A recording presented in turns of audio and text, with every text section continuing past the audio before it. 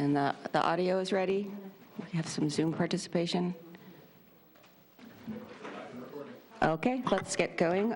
Let's call the meeting to order and check for our quorum. Mr. Kolick, could you please take the roll call? Thank you, Chair Beal. Roll call, Advisory Board Member Ingraffia. Yes. Advisory Board Member Goldman. Here. Advisory Board Member Irwin. Here. Advisory Board Member Gaffney. Here. Advisory Board Member Nava. Here. Chair Rogers is absent, and Acting Chair Beal. Present, thank you. Thank you. We have quorum. The meeting is called to order. It's 5:31. We're going to start with a moment of silence, beginning now. Thank you.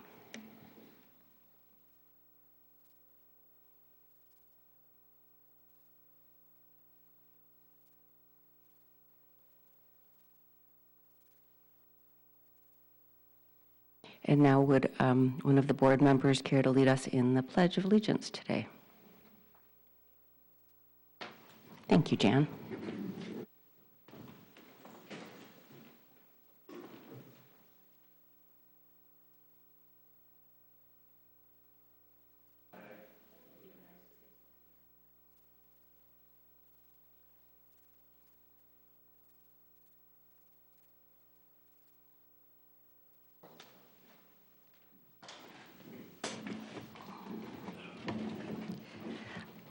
Before we begin, do any of the PWAB members have any announcements that they would like to make?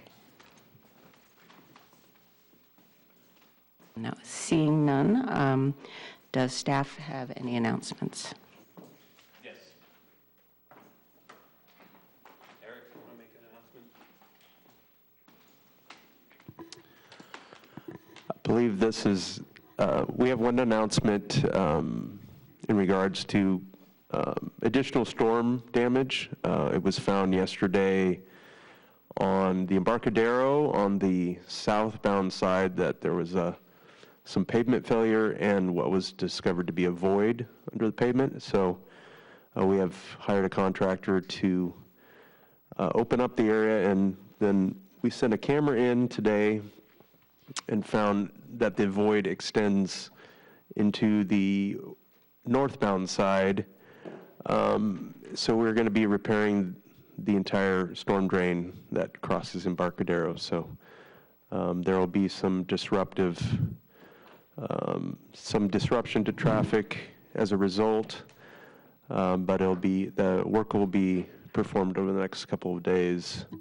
So we're seeing these storm drain issues in many parts of the city. Sequoia Court is another that we've had to block off an area of the street. So we'll be addressing that one at some point. Of course, the board is probably aware of the Elena project that is currently in progress, where we're repairing a storm drain that failed a number of years ago. So that project has just started this week. So that's an update on storm-related issues as of this week. Thank you, City Engineer Ridio. Perhaps we could talk a bit more about that during the department highlights section, since this is only announcements and not meant for deliberation. I would add one announcement that members of the public are invited to the Water Resources Center open house. After many years of discussion, after a couple of years of construction, the Water Resources Center is now open. It is fully treating all wastewater from the city as required by the permit. This open house will take place on Thursday, February 23rd, which is next week. I've just passed out flyers to everyone here in the building. There's also information about it on our website. The open house will begin at 1 p.m. and end at 4 p.m. If you'd like a tour of the wharf, please RSVP through the website, or I think there's a QR code on the notice. If you can't do that or not sure how to do that, you can also just come, but we really would like you to RSVP so we have an idea how many folks are coming. The idea behind the event is that it's designed to be family-friendly. I realize many families can't come during that time because of the time of day. However, if you are interested in having a tour of the Water Resources Center and can't make it on the 23rd, it will not be the final tour that we ever do. So please let us know and we can set something up for a later date. Thank you. Any other staff announcements? Okay. And I'm sorry, Chair Beal, we yes. missed one, and I think I gave you an agenda with an error on it. We have to elect the chair and vice chair for this year. That's typically something we do at this meeting. So at this point, I would ask if there's any nominations for chair. I did talk to Doug, who's our current chair. He said he didn't want to be chair again this year, but he wanted to remain on the advisory board. So with that said, we'd be seeking nominations for chair and vice chair.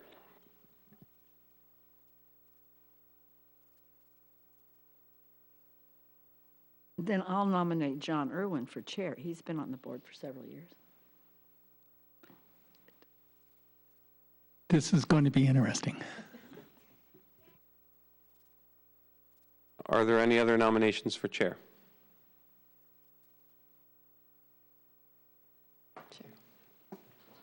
I'd like to nominate Lori. She's done a great job acting. Thank you. Okay, we have 2 nominations. Would anyone like to nominate anyone else for chair?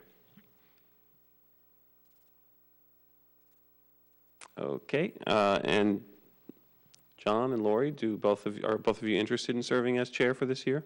Or is one person not really interested? I would be happy to if that is the desire. I'm not sure I have the social skills to be a chairman, but if you wanted me to, I'd consider it maybe as a vice chair this time.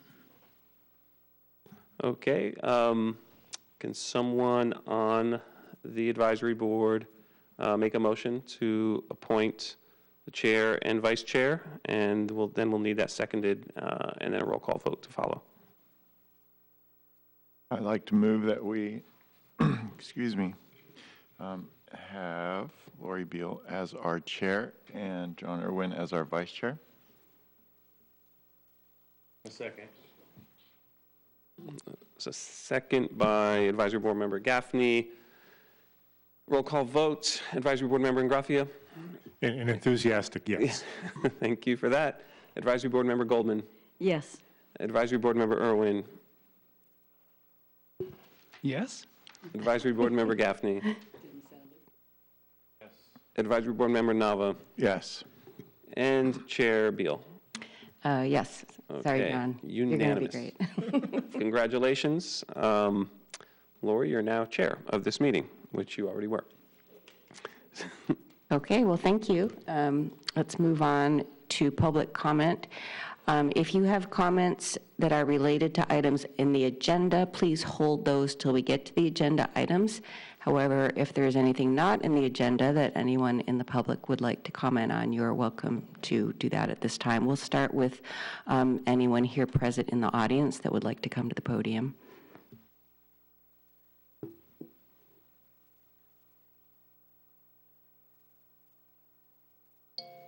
Seeing no public comment, do we have participation over Zoom at this time? There are no raised hands at this time. Okay, thank you. Then we will move on to our business items.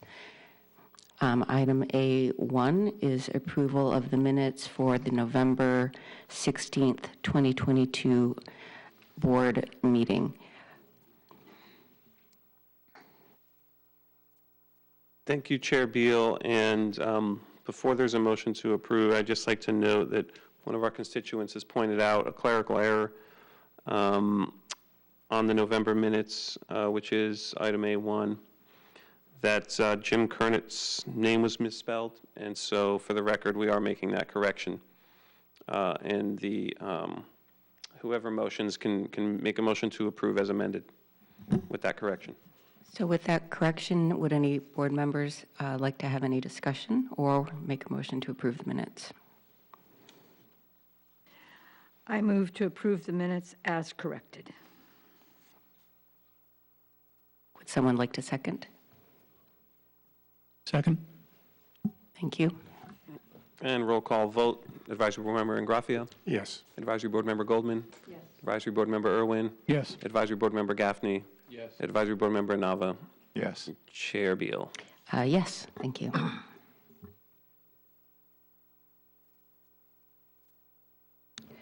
Now we're on agenda item A2, the meeting minutes for October. And thank you, Chair Beal. Once again, a constituent has notified us of misspelling of a name on the October minutes. That was Mr. Barry Brannon's name was misspelled. It will be corrected for the record, and I would ask that any motion made about these minutes include that correction. Any discussion from the board?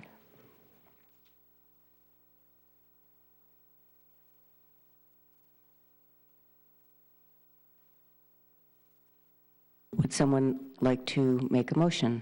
And I'm sorry, Chair Beal, we should take public comment for this and for the prior item, if there's any public comment.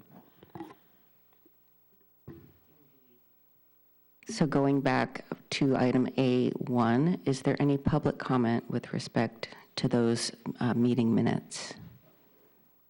Either anyone present or who may be attending virtually? There are no raised hands virtually. Okay.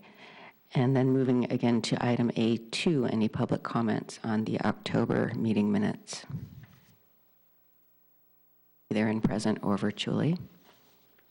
There are still no raised hands. Oh, all right.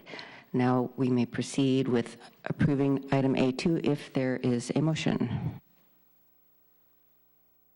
I move that we approve item A2 with a correction noted. I'll second.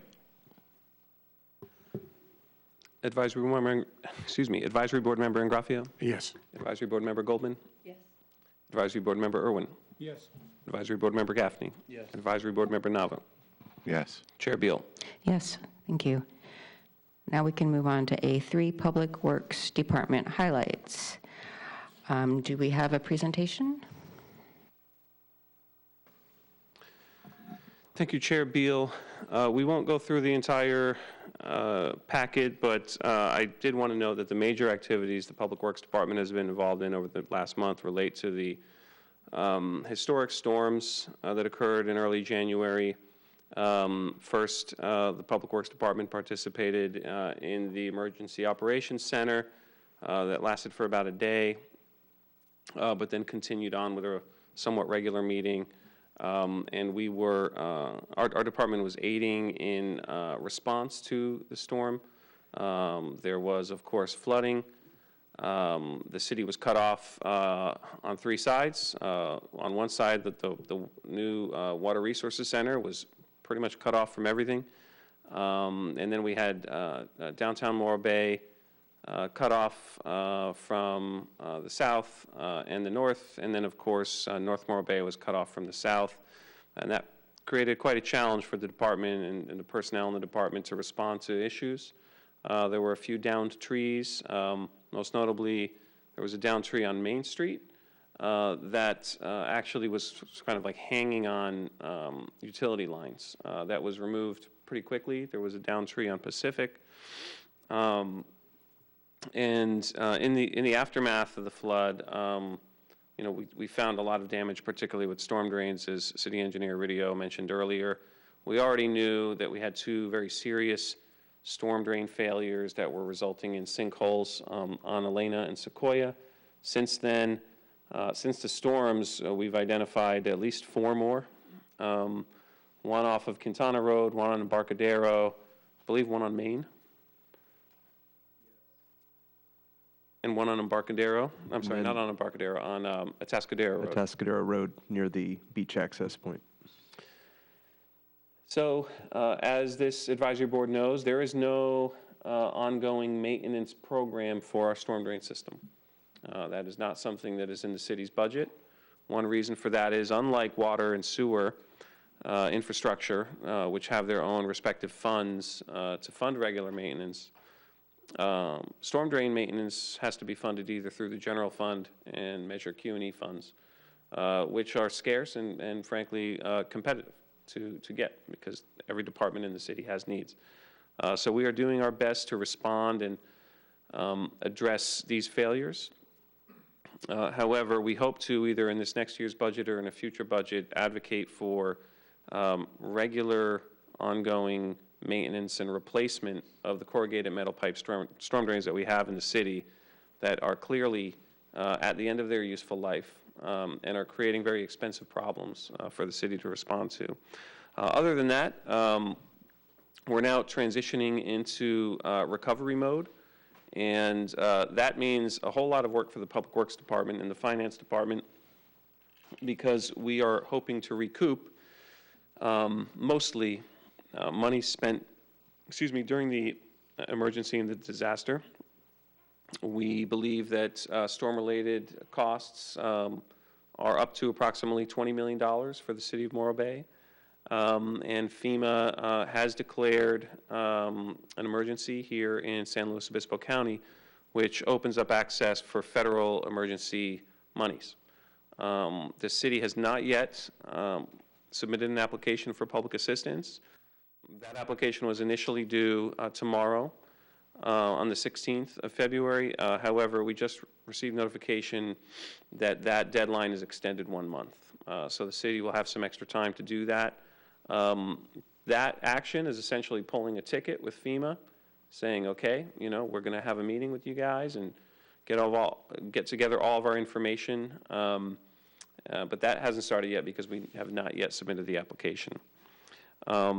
I won't go through anything else in here, but I will take any questions. Advisory Board Member Irwin. Yeah, and this is not really a question. As I served I've been deployed for some FEMA disaster recovery issues. One of the things which I think we should be involved with is they have what's called hazardous mitigation program. And with hazardous mitigation, if you have a project where the damage is caused by the flooding or the disaster, if you do a temporary repair to keep it safe and with a formal project to repair it, you would be allowed to expand that project to address any deficiencies associated which might have caused it. And so I would strongly suggest that you don't do formal final repairs on things if you're going to look to do repairs. And on the One Water plan, has any of those culverts identified in the One Water plan been damaged by this flooding? I don't have an answer to that specific question, partially because, as you know, the One Water plan did not evaluate our infrastructure for condition, but for capacity. And so that's sort of a cross-analysis that we would have to do. But I do appreciate your comment, and it is noted about the hazard mitigation funds, where we are aware of that. And City Engineer Eric Ridio will note that as well, about temporary repairs then being eligible for permanent repairs through federal money. And you will be required to do a hydraulic evaluation of any drainage project that you have, and that's going to be reimbursable too, but you're going to have to go through the process. And if you have capacity issues identified in the One Water and that facility was damaged during the flooding, that should be eligible for hazard mitigation. Okay, thank you. I have a couple questions, and also it's a little premature, but I was going to suggest for our next meeting that we have an agenda item on stormwater, so that maybe we don't have to ask all of our questions today, because I'm going to suspect people do have a lot of questions. So just to keep it short on my own behalf, although, as I said, I do have a lot of additional questions. The costs that could be available from FEMA, are those in grants or are those loans that need to be repaid? And then does the city have a stormwater management plan? To answer your first question, the monies available would be grants. They would not need to be repaid, but they would not fully cover costs. The state would be I believe it's 75% from the feds, 18.25% from the state, and then or maybe it's 18.75 from the state, and then I think 6.25 from the city. I got a thumbs up from Advisory Board Member Irwin, so I got that right. We have what I would call a capital improvement plan for stormwater infrastructure that is based on the One Water Plan. I say that because now that the new sheriffs are in town with myself and city engineer, having been here both for not very long, our concern is that some of the projects identified in the One Water Plan and that made it into our capital improvement plan with some funding in some cases are projects that are building new storm drains in areas that don't have storm drains, which is excellent. However, we don't have money to fix the failing storm drains and the old storm drains that are about to fail. And our philosophy internally, as we've been talking about this issue, is it's probably more important to fix the stuff we have that's breaking than to start building new stuff, because the breaks are very expensive. As an example, the Elena storm drain project, had we known that that storm drain was failing, we might have been able to sleeve that storm drain for, I don't know, 50 to 100,000 4 years ago, whereas now it's costing $500,000, and due to claims that we're anticipating, may cost more than that. As an example, there was a storm drain project in our capital improvement plan that I believe is down Kern and Anchor. Am I getting a head nod there? That would be to build a new storm drain down Kern, and the reason is capacity issues, because according to the One Water Plan, every now and then the roundabout may get flooded. Well, we had historic rain, and the roundabout did not get flooded. So we are looking to deprioritize some of those projects, not to eliminate them, but to deprioritize those projects so that we can take care of our degrading system as it stands. And I hope that answers your question.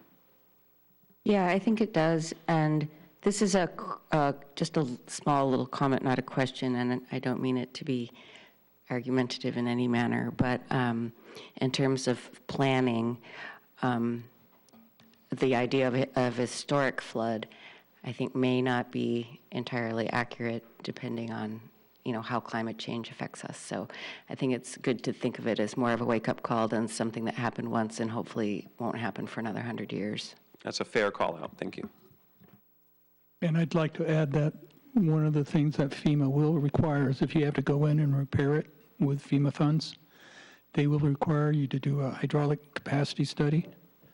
And if what you're repairing is undersized, they very likely will make you put something of the right size in. Thank you. Any other questions about the department highlights? I would just like to add, I suspect from the standpoint of the citizens, it's much easier to substantiate that an existing system of drains will work properly. It's simply the expectation that I see it there and it should function, so I support what you're saying. Thank you. And just to echo Chair Beal's comments, if we were to go forward with a recommendation to City Council, we would bring a full discussion about this issue to the PWAB first.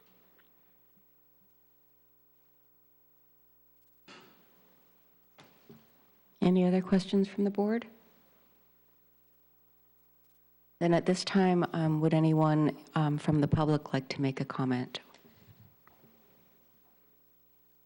And no one here present is indicated an intent to comment. Do we have anyone virtually who would like to comment? There are no raised hands at this time. Okay, thank you. Then we can move on to item A4. Do we have a presentation? Yes, thank you, Okay. Chair Beal. This item is for the Water Reclamation Facility Program quarterly report for quarter 2 of fiscal year '23.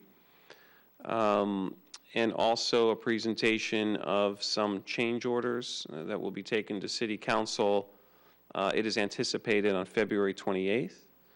And to give that presentation, we have our Water Reclamation Facility Program Manager, Paul Amico, on the line from Carollo Engineering. Paul, are you there? I am. Thank you. Thank you, Paul. Paul could not make it in person today. He apologizes for that. But he is fully prepared to make his presentation remotely. And AGP, are we going to be able to put the presentation up? Or Paul will just share screen? He would need to share screen. Let me share my screen, see if that works. Sure. Take it away, Paul. Thank you. It's a little blurry, just so you know, but it is coming up. Okay. So thanks again for the opportunity to present tonight. Again, apologies, I couldn't make it. Unfortunately, a travel schedule got in the way and I couldn't make it down tonight. I will hopefully make it for future meetings. So as we normally do for the quarterly report updates, I would like to give a construction update first, then we'll go into the quarterly report, which should be pretty concise before we go into the contract amendments. Apologies, I missed a bullet here. We're going to do Anvil Builders, the amendment number 7, and then we've got a couple of contract amendments that we'd like to discuss with you as well, and just get some input on that. So to start with the construction update, we have a very nice drone photo of the Water Resources Center on the right-hand side.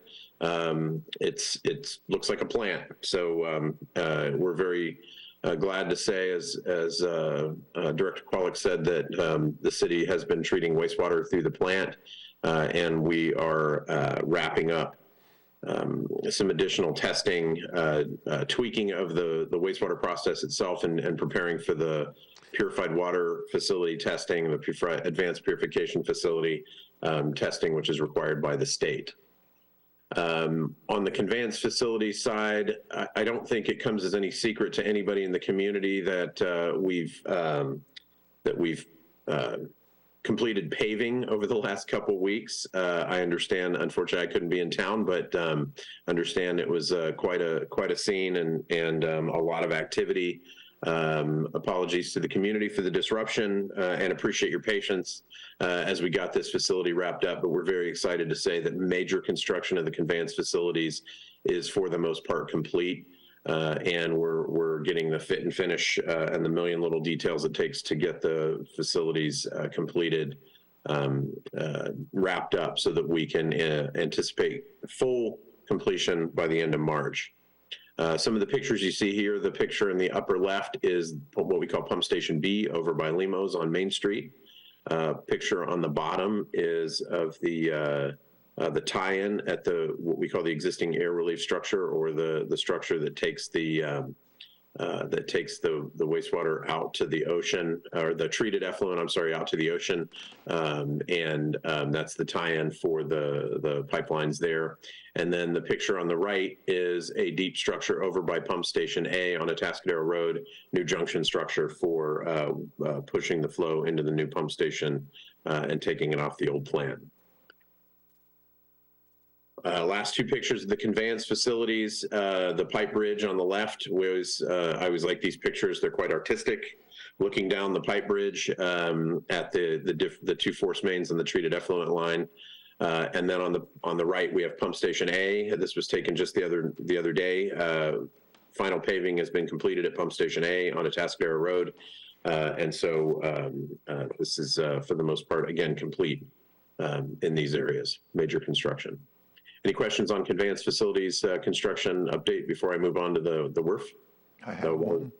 Yes.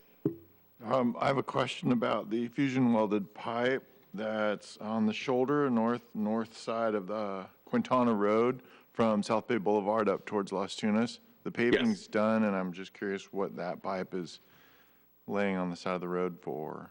That pipe, actually, I think that pipe has been completely decommissioned. That was the wastewater bypass line. What that did was lift station 3, which is down at the bottom of Quintana Road and at South Bay Boulevard, collects flow from that local area there. That was tied directly into the new force mains. And while that work was going on, in preparation for that, there was a sewer that was taken out of service. So that flow needed to be rerouted up to the top of the hill.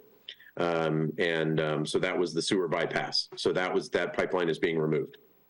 So that was temporary in nature, and now it should be removed if it's not already completely removed by now. Thank you. And Mr. Amico, would you mind, in the interim, emailing me your presentation? You can continue with the presentation for now, but we'd like to get it set up here because it is coming in a bit fuzzy. Yep, I can definitely do that. Let me just give me 1 second while I'm talking. I'll try to get that to you. Greg, it's kind of a large file, so it might come through as a link. So,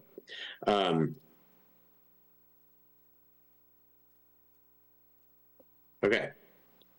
Next slide, the Water Resources Center. As I had said, the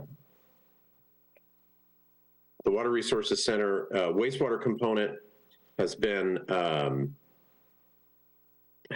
completed. That is what the drone photo that we're seeing here is. As we had talked about, I think in the last PWAB meeting, the startup was a little bumpy, to say the least. It was quite exciting over a couple of days, and then it finally got ironed out. We had to actually send flow back to the old plant for several weeks while the wastewater process. We slowly introduced wastewater here, but from the drone photo, you can see the tanks in the middle. Hopefully it's not too blurry. The tanks in the middle are the biological reactors for the treatment process, which is really the living part of the process. And just to the left of that on the picture are the membrane bioreactors, or the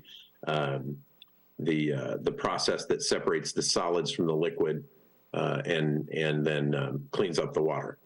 So again, over the last couple months, city operations staff and engineers and operations specialists from Black & Veatch have been working closely together to get this process tuned so that the city can assume long-term operation of the facility, and we can say that we have met the city's regulatory compliance deadline with the substantial completion of the Water Resources Center. The last part of the update here is the Water Resources Center substantial completion. This is a contract milestone, and the letter on the left is a letter from the city to Felance Black & Veatch telling them that the wastewater component of the plant has been completed and is available for its intended use, meaning in Morro Bay's case that Morro Bay has met the regulatory deadline for treating wastewater and improving effluent quality to the ocean discharge. And what that does at that point does not say that the facility is complete, finally complete, but what it does at that point is requires collaborative agreement on all the remaining work items, what we refer to as the punch list, and that final agreement on the punch list will trigger what we call a retainage release or retention release. And for anyone who doesn't really know what that is, what we do is we retain 5% of every invoice that construction contractors submit to us. And what that does is hold some of their money so that we can make sure that they finish the job and complete the remaining work items. The specific amount that we will release of that retention is negotiated with the contractor, in this case, Felance Black & Veatch, based on those punch list items. So and Mr. Amico, we were able to pull up your presentation, so we're going to switch you off. Okay. And you'll just let Janine know when to change slides. So we are on the Water Resources Center substantial completion slide. Is that where you were? That's where I was. Okay, we're there. All right. Thanks for your patience. Again, technology is great. We were able to make that switch pretty easily. So any questions on substantial completion before I move into the quarterly report update? That concluded the construction update on both the conveyance and Water Resources Center. Any questions on substantial completion on any of the construction updates? Council, I'm sorry, Advisory Board Member Irwin.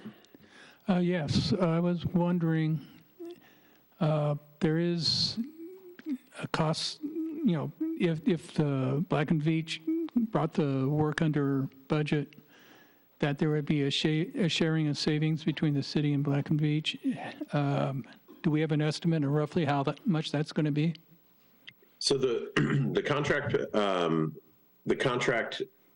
is for $4 million. If they bring in the Water Resources Center $4 million or more under contract, the city and Black and Veatch split the savings, and those savings don't exceed. In other words, there's no more than $4 million. If they bring it under $5 million under, then the city and Black and Veatch split $4 million, right? So for Black and Veatch's incentive is $2 million. At this point in time, we have about $5 million remaining in spending in the contract, not spending, $5 million remaining in the contract, and they still have work to do. So we don't currently have a projection from Freelance Black and Veatch on what they on that, whether that savings will be achieved, but we've gotten indications that they're obviously very interested in achieving those savings and getting their incentive payment. So I'm hoping that answers your question. We still have work to do on we still have work to do on the purified water facility, and there's still have quite a bit of work to do on the punch list. Some of it, you know, significant, and other stuff is not as significant, but we're working with them on a daily basis. And in fact, I was just talking with Damaris today about the punch list and trying to figure out when we can get through all of the items so we can sit down and agree on that and just keep moving the project forward. Our aim would be to, again, complete the work by the end of March, but the DDW testing would be is going to go out potentially into May.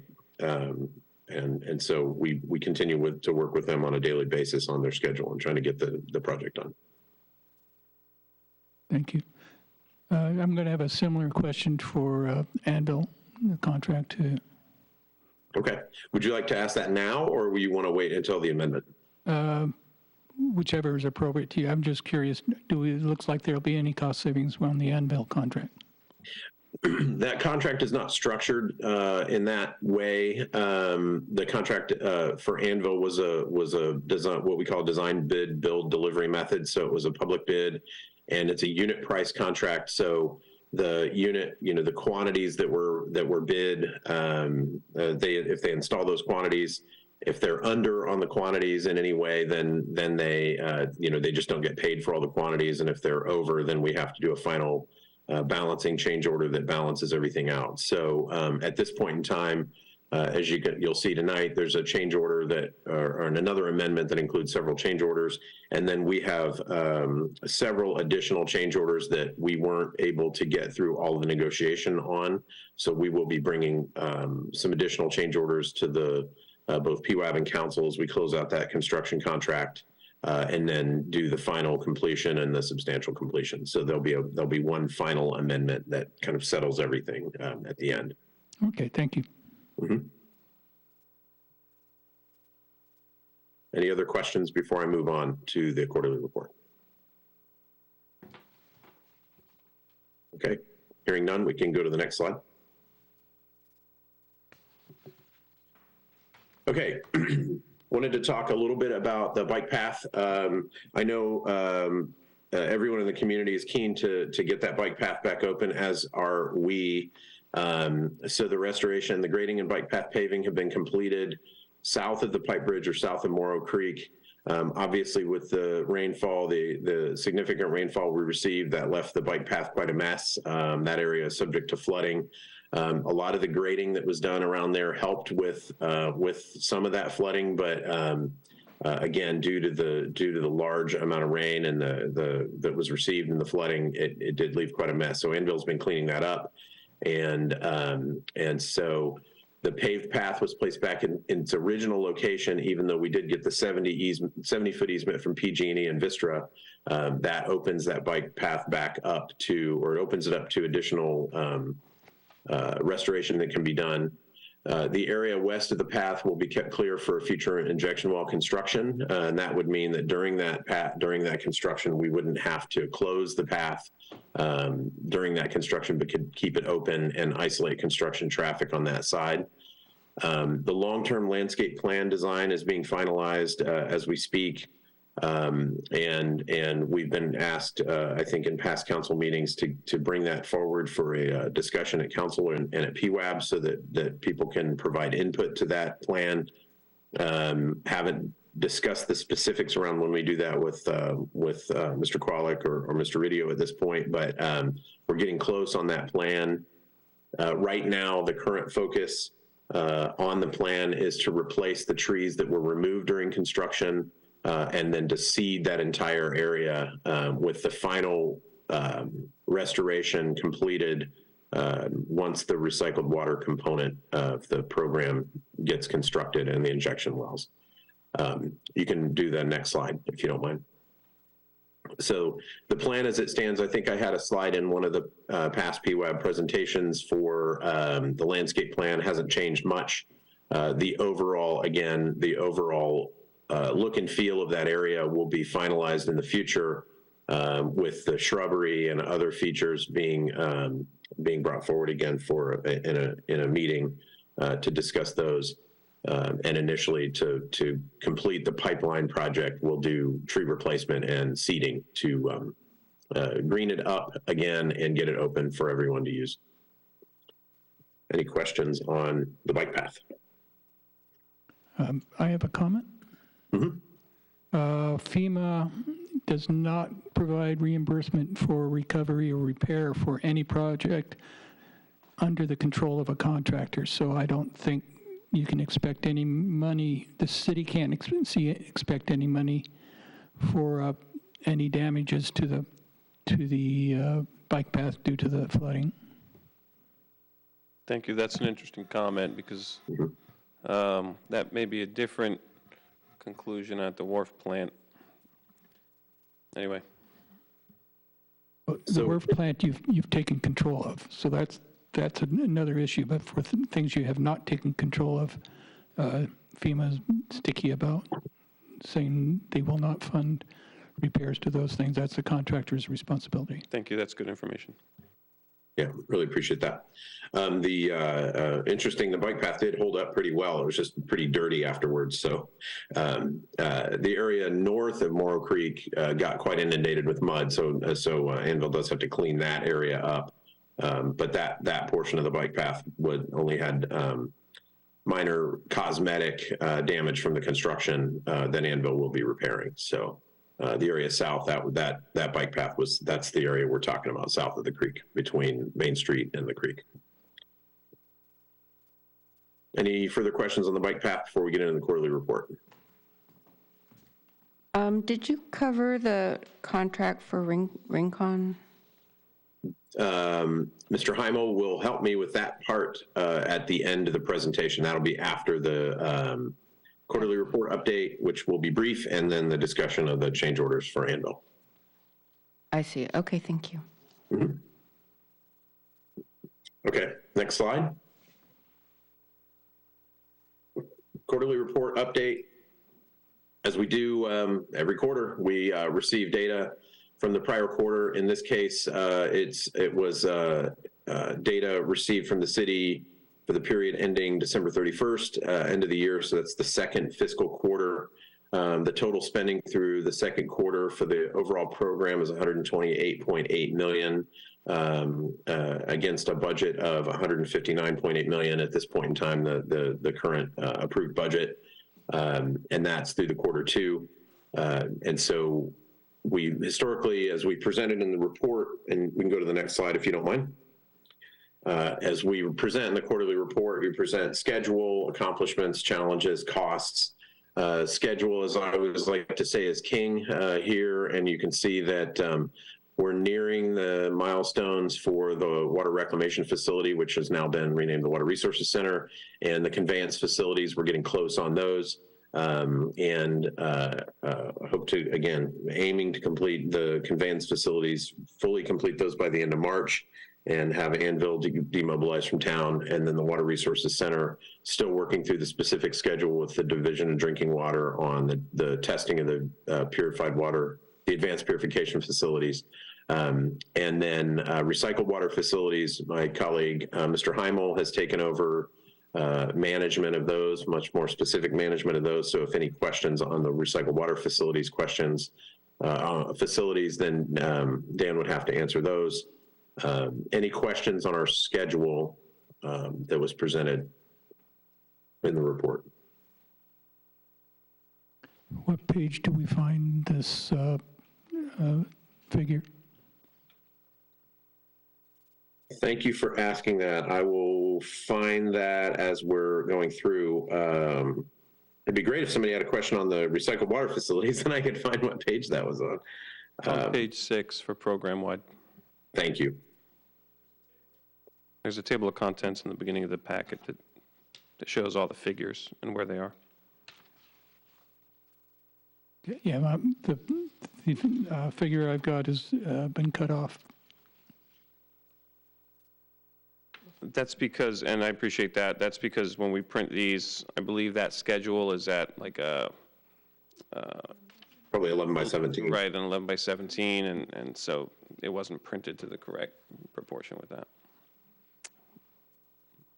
But it is available for anyone who's looking at it online or who looks at the packet on our website.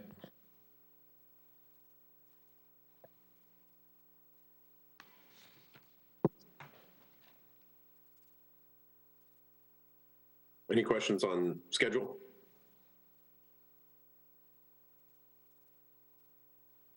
And that would, and again, I generally try to keep the remarks on the quarterly report brief to open it up for any questions. We'll move into the amendments next.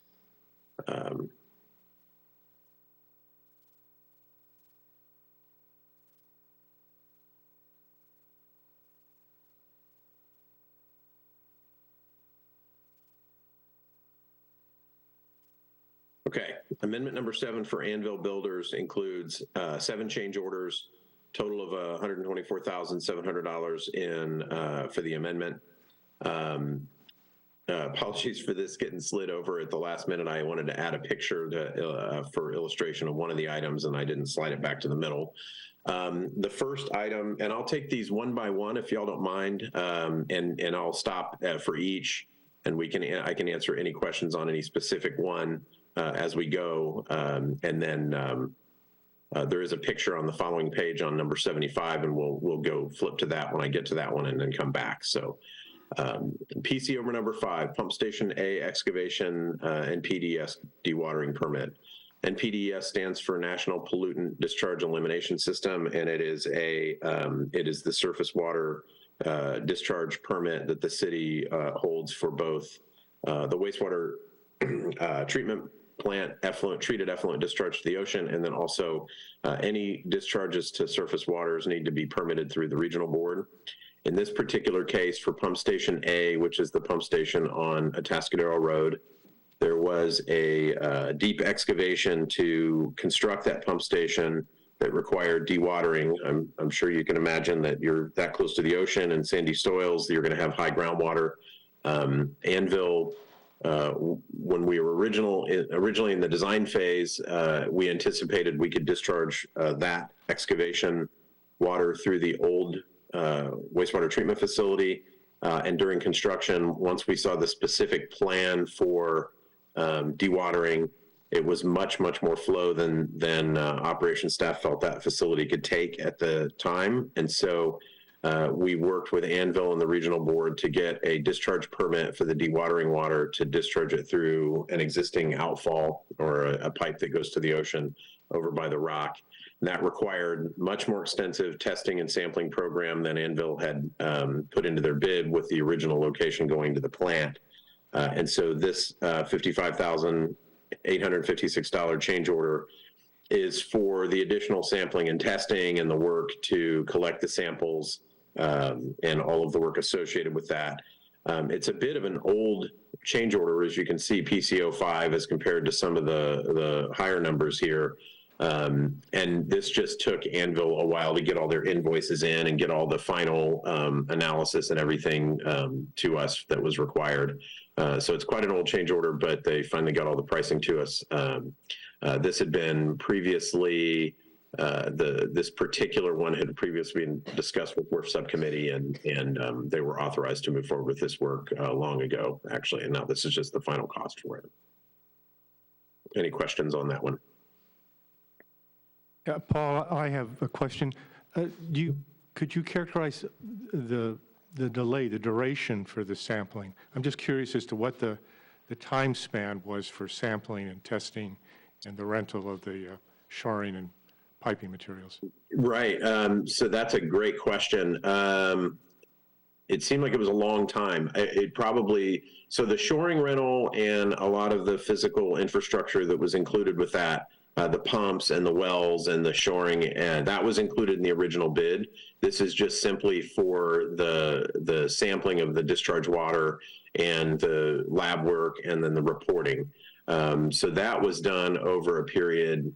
They ran the dewatering system for probably close to a year before they were up and out of the ground and didn't have to have the dewatering system in. I don't remember the exact duration, but it was a year or more that they had to run that. All right. Thank you, because I was wondering if it was a short period. Apparently, it was a very long period. Thank you. Yeah, it was very long, actually, that they were out there. Okay, next item here, PCO 8.2, additional project signage costs. As you can see, it's 8.2. We already had one of the original bid, I think, included an allowance of $5,000 for signage that we didn't otherwise identify in the traffic plans that was required, or that wouldn't be required by the traffic plans. This would be special signage for, specific construction zones or businesses open during construction signs, those types of signs. And so the original $5,000 signage budget was depleted, and we've actually had issued, I don't remember what piece the first allowance increase was. It was around this amount, $3,000, and then there's another $3,500 for signage as the project has gone on. So this spans the entire close to 2 years that that Anvil was on site, and this would be for the signage, a lot of the signage that was along Quintana during the time when we were out there when the road was really rough, and additional businesses open signs, et cetera. So that's an additional $3,500 for that. And these signage costs were generally directed by the city and the city staff, meaning our construction management team, and we would concur with Public Works and with WRF subcommittee and others about where, what additional signage we might need. A lot of it through a lot of public input as well. We would look at certain areas and then say we needed more signs, and then we'd hear from members of the public that felt that things weren't clear or whatever. So we made sure there was ample signage around town. Any questions on this one? Okay. Hearing none, we will move forward. So PCO 23.1, this is part 2 of miscellaneous unforeseen utility work. I think the first round for this one, we've talked about this in the past, is when we have either, unclear, mismarked utilities, utilities that weren't physically located where the records said they were, or we run into unknown utilities. The city's on the hook to reimburse Anvil for additional effort to either deal with those utilities, slow production rates, different elements around unforeseen utility work. At this particular one, as we said in the staff report, there was some additional minimum cover determination. There was, I think this one was driven by DDW requirements, Division of Drinking Water Requirements, in that, and so there was standby time while we tried to figure that one out. Unknown underground utilities by SoCal Gas, ones that SoCal Gas had to come out and identify as theirs. And then there was a water line, 2-inch water line broken by Anvil on Kennedy Way around that. And there were some unclear costs, whether Anvil was on the hook for them or, this would be on the city. And in that particular case, I believe that due to the unclear nature of that particular water line, we negotiated this price from Anvil from an initial ask that was much higher. So we negotiated that down to get it to the overall item here. If I don't have a specific breakdown of how these particular ones break out in the $17,000, but if we think that's of interest, I can certainly follow up on that. Did any of the unmarked utilities come from the fact that the utilities maps were incomplete, and that's what the designer relied on, or is it some other issue? In these specific ones, these were probably a combination of incomplete. I don't think any of these were from incomplete mapping as I look at these. These were ones that just weren't marked and they came up, like particularly the one from number 2, unknown underground utilities. So they're digging along and they find something that nobody knew about. And so I think the SoCal Gas standby, had us stop and investigate those in a more thorough manner. And so in these particular ones, none of these were from unclear mapping or inaccurate mapping. It does happen quite a bit, though. I know. So PCO 66 and 80 are pretty they're pretty similar, leaking water lines. One was at the pipe bridge, and then the other one was at the pump station A site. These were ones where Anvil was working in the area, observed water coming out of the ground, and notified city staff. And then because Anvil had these work zones and it would be unsafe for city crews and inefficient for city crews to come in and make these repairs, we requested Anvil to do the repairs. And so determined that they weren't broken by Anvil. These were unrelated to the work. And had Anvil fix these. So 66 is about $11,000 for that work. And then number 80 was about $4,500 for fixing some existing water lines that were leaking in their work zone.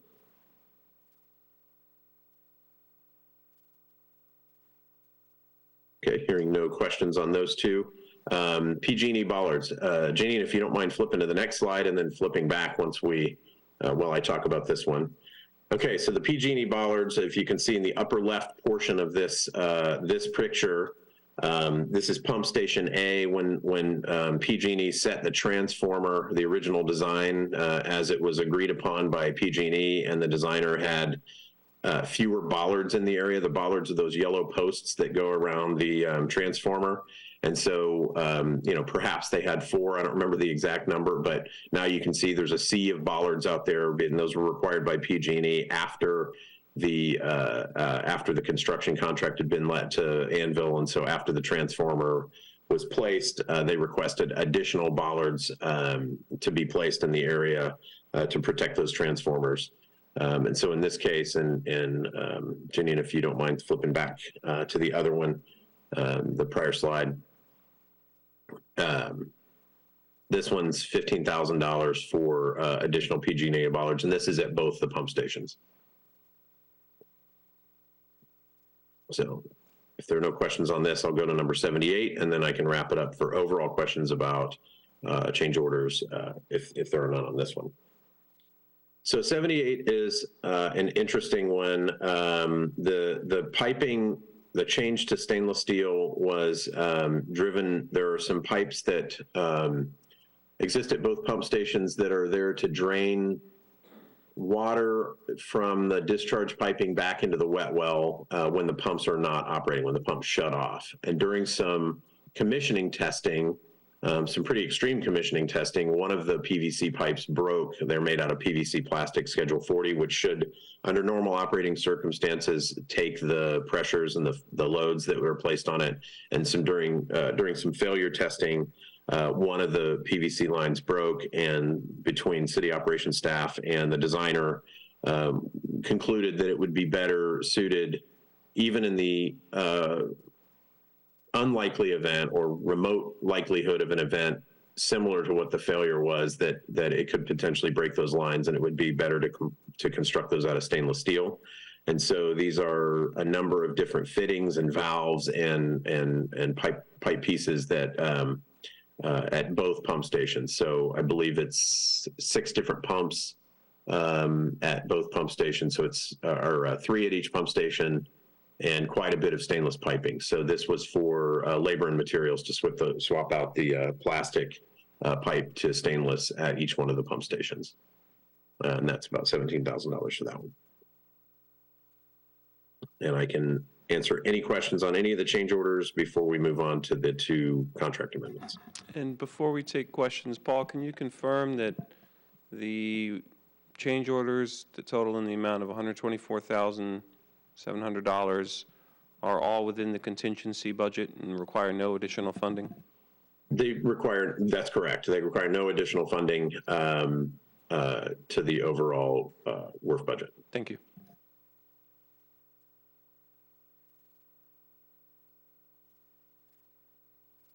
All right, 2 slides ahead, and we can talk about the Waterworks engineers. I'll take Waterworks, and then if I could ask Mr. Heimel to answer any questions on Rincon and present that item. I was not in the lead on that, but have been well aware of what the Waterworks amendment is. Waterworks engineers is for an additional $40,000 for engineering services during construction. This is for requests for information, additional working with Anvil on design questions, and when issues come up, Anvil would ask us for how we work through those issues. So there's quite a bit of effort. And then, you know, as the construction schedule extends, you end up with additional RFIs, and you end up with additional time spent on the project. So this was an additional $40,000 for Waterworks engineers to support the construction phase services for the conveyance facilities. And I can take any questions on that before I turn this over to Mr. Heimel for the Rincon amendment. Are these budget or actual costs being added? This is, in this particular case, this is actual costs. What Waterworks had done is they had some additional items. I believe in this case, they had some additional scope items that they hadn't accomplished yet. So this is more or less reimbursing them for this work. You know, we always have a choice whether we could de-scope them on some other items or add to it. In this case, we elected to add to their overall not to exceed amount. Thank you. This is Lori. I don't have a question, but I'm just looking at a copy of Amendment 7 for Anvil, and I just noted that there's a few dates of 2022, and I wanted to check if that was intentional or if maybe there's a typo in there. Are you referring to the utility work, miscellaneous utility work, or are you? It's the actual amendment. We were given the text. Okay. Let me. We can look into that and confirm if those dates are accurate. Just something I noticed while we're sitting Yep. here enjoying your presentation. Thank you. And then, Paul, can you let me know about that as well? Yeah, we'll take a look at the amendment. Mm-hmm. Thank you. Thanks.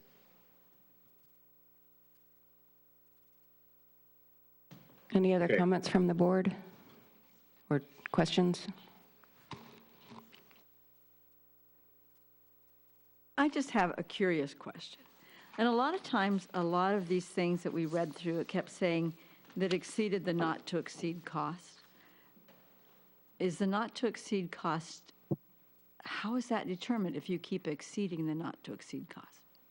That's a great question, Advisory Board Member Goldman, and one that we often receive because the term not to exceed seems to imply it is unexceedable. However, the not to exceed cost is for a given scope. So for example, if I ask, I like pizza, and if I ask for one pizza pie for a not to exceed of $20 and pay that amount, that's fine. But then if I go back in the middle of that order and say, well, I'd also like a salad, well, now my not to exceed is going to increase. So our not to exceeds, whenever there are changes to them, it is because of a scope change that is required for the project. That was required but not previously known until you got into the project? Is that? Correct.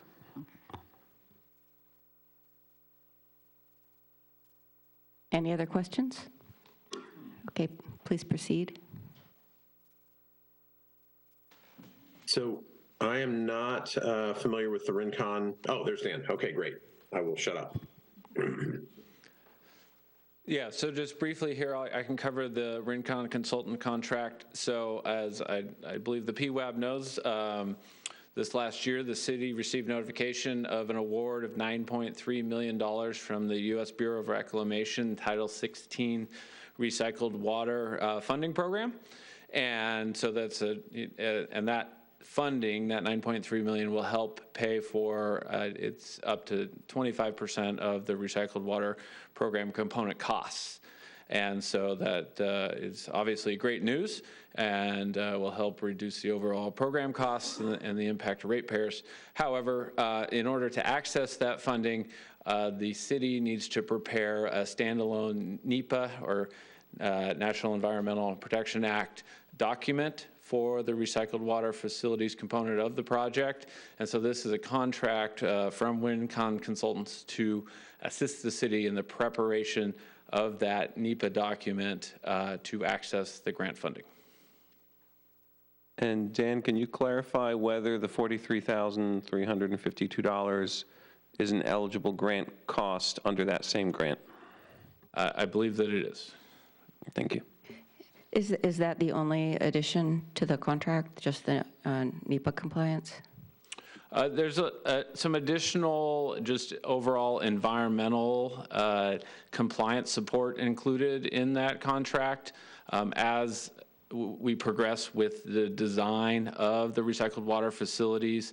The program team felt that it would be beneficial to have specialized input from an environmental consultant as we navigate the design and construction of the recycled water facilities within the requirements of the original environmental document for the program. It's a little uncommon because normally the purpose of the NEPA document is to make a decision before a project is actually constructed. Yes, and so it is a little, and that's kind of an interesting piece about the recycled water facilities. A portion of the project has been constructed in the advanced treatment facilities at the Water Resources Center and the advanced purified pipeline that conveys that recycled water to the Morro Basin. However, a significant portion of the recycled water facilities has yet to be constructed, and that is the additional injection wells as well as the pipelines to feed those injection wells with the advanced purified water. And so I think that and then just the partially of the timing of when this grant came through is why it's in that non-traditional scenario. So does that mean that those other construction activities will pause until there's a final decision from the Bureau, or they proceeded in any event? No, I mean, those other construction activities, I mean, really at this point are largely complete, as Paul described. They are those treatment facilities. I guess if you're referring to what's already been constructed, as I described, or the You said that parts of it had not been constructed. Yes, so they won't necessarily pause. They just aren't intended to initiate for about a year from now. So. And who made the determination that an environmental assessment was needed in that first instance? That was it's a direction from the Bureau of Reclamation that it's so for the city to access this funding, they need to prepare an environmental assessment, a standalone environmental assessment. For the WIFIA funding, another federal funding source, the city was able to take advantage of a programmatic environmental or NEPA agreement that WIFIA had put in place. But this is another federal organization with its own requirements. Yeah, but what I'm puzzling over is that the purpose of the NEPA document is to inform the decision. So in this instance, the Bureau is deciding if they should provide the funding or not. If the project, how NEPA works is there's an analysis of no action, so that would be the Bureau not providing funding, or if the Bureau does provide funding. And then you look at the effects of those two alternatives. In this case, the effects are identical because the project's going to occur with or without that money, so I'm not understanding the purpose of the NEPA document. Can I throw something in there? Is it because the fact that these additional 4 wells, or however many of you decided that were not, they were not part of the original contract, if I remember rightly, and that we're adding the work in order to install these wells, or did we have a fixed price for these wells, but they were in a location unknown? Yeah, so all good questions. So yeah, the 4 wells are not included in either of the current construction contracts with Anvil or FPV. So yes, this is work to be designed, permitted, and then constructed in the future. This NEPA analysis would, to your point, would evaluate constructing or not constructing those wells as a component of the project. It is a little bit awkward in that some of the recycled water facilities have already been constructed, and so there's really no going back on those components of the recycled water program. And so that's something that the program team is working with the Bureau of Reclamation on, and I would say that the city is not the only one dealing with that specific issue for this funding award. There are a number of other potable reuse projects that receive money through this award that are in construction or have facilities that already have been constructed but did request funding through this grant program for. Okay, so just to clarify, and sorry for belaboring this, but I just want to make sure that you're getting the correct information from BOR. So you're saying that part of the project would not be constructed until the environmental analysis is complete? If we want the grant funding. And that part of the project would not be constructed without the grant? That is correct. Okay, that makes a little more sense. Thank you very much for your patience. Yeah. Any other questions? I have a question, and you perhaps have to forgive me because I'm the newest member to the board, and some of my questions will strike people as probably fairly naive. But there was an interesting question that came up at yesterday's city council meeting where someone was questioning the utility of why the purified water from the plant is first injected into these wells and then removed and to be purified again. And I thought the response and rationale was these wells are essentially, or the aquifer that the wells connect is essentially a storage facility. And that's the major rationale for this whole secondary plan. Would I be correct in thinking that? Yes, partially. So I wouldn't carry, it acts as a storage facility, but the primary purpose of the aquifer and this indirect potable reuse concept is actually as a, and I guess storage is a good term for it. It's to provide a time buffer. So the concerns that the Division of Drinking Water, the public health regulators have with potable reuse projects is that if there is a potential upset of the advanced treatment system, they want to make sure that there is enough time that that upset is detected and mitigated against before that water reaches somebody's tap.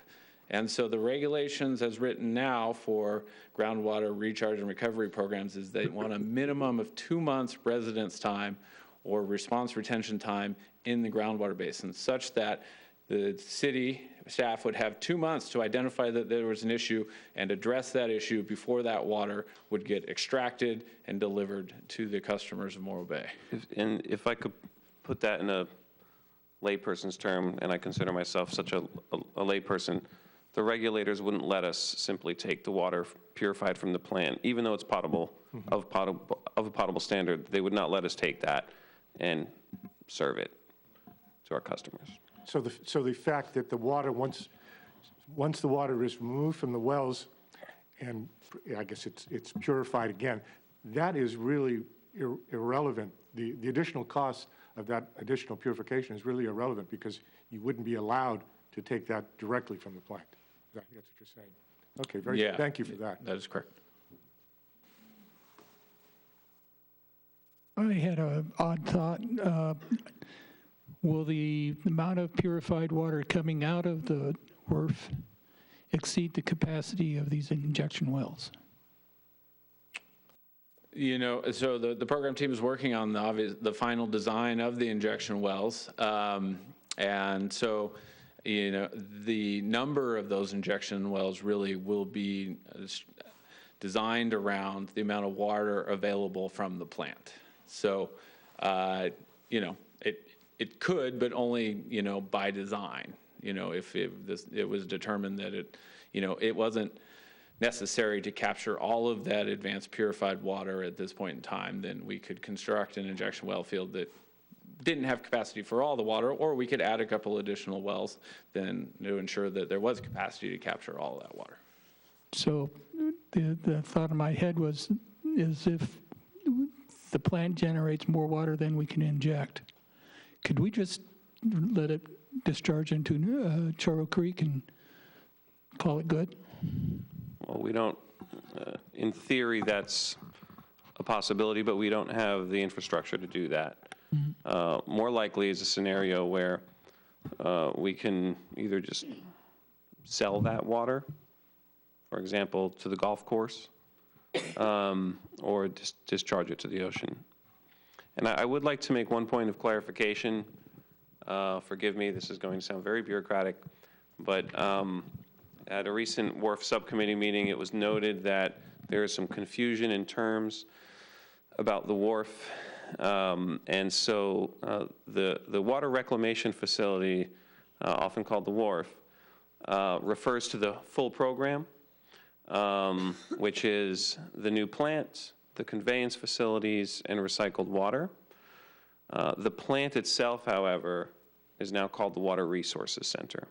That's the name that's in front of it. And so I would just ask, to the best of our ability, if we could remember to use the correct terms so as not to perpetuate that confusion. Was that clear? Thank you. You can just continue to correct us. How about that? I will do my best. Is that the end of the presentation? Yes. Any other questions from the board? Paul, do you have anything else? I do not. So then at this time, we would invite anyone who would like to make a public comment on any of those many topics that were discussed to please come forward to the podium.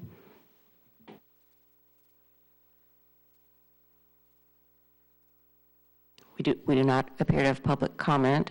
Is any virtual attendee wish to comment? There are no raised hands at this time. Okay, thank you. We can conclude item A4 and then move on to item A5. If I may, Chair Beal. Yes.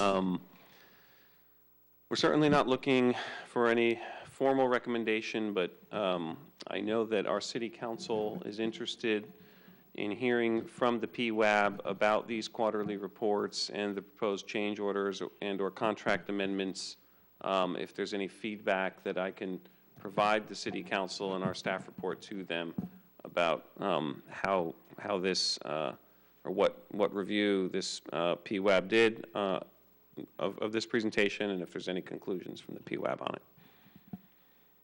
And by that I mean specifically, is the PWAB concerned with any of the change orders and/or contract amendments? Do they seem reasonable, or some other opinion? I have something. I think they sound reasonable, and I do get concerned about them, but they're all explained, all the change orders are explained so well that I don't know what you want us to say. We can't say, oh, I disagree with that, because it's already presented and taken care of. But I appreciate hearing about it and reading about it. And I think at the last meeting that I attended, being the new member of the board, I had suggested that a little more information be contained in these amendments so that that someone who wasn't unfamiliar could make some conclusions. And I certainly, reading this file, I think those suggestions were taken. I had a much better understanding of the rationales behind each of the amendments than I did of the earlier ones. So thank you. That's great feedback from both of you. Anyone else? Yep. I found the package more than adequate to answer just about any of my questions except for the weird ones I just asked. And when I was doing my own project management for the Corps of Engineers, this is basically what I'd be looking for anyway, so it works very well.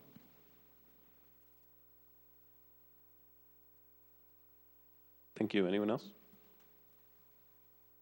When I was reviewing the bollards issue, the PG&E request for more bollards struck me as a bit of a concern, because initially we were going to have a facility there, and PG&E had an opportunity to comment at that time. What changed that made them want more bollards for protection to go in there? It's a good question. Paul, can you respond to that? That's a good question. I'm not sure I have a good, rational answer for that. What changed is that time passed and PG&E set the transformer and determined that they needed more bollards. I as a person who works with PG&E quite a bit, they tend to change their mind and kind of shrug when you complain about it. It's unfortunate that occurs that way, but. Paul, do we know if the requirement to have bollards there is some standard that PG&E has, or is that an administrative decision made by folks out in the field from PG&E?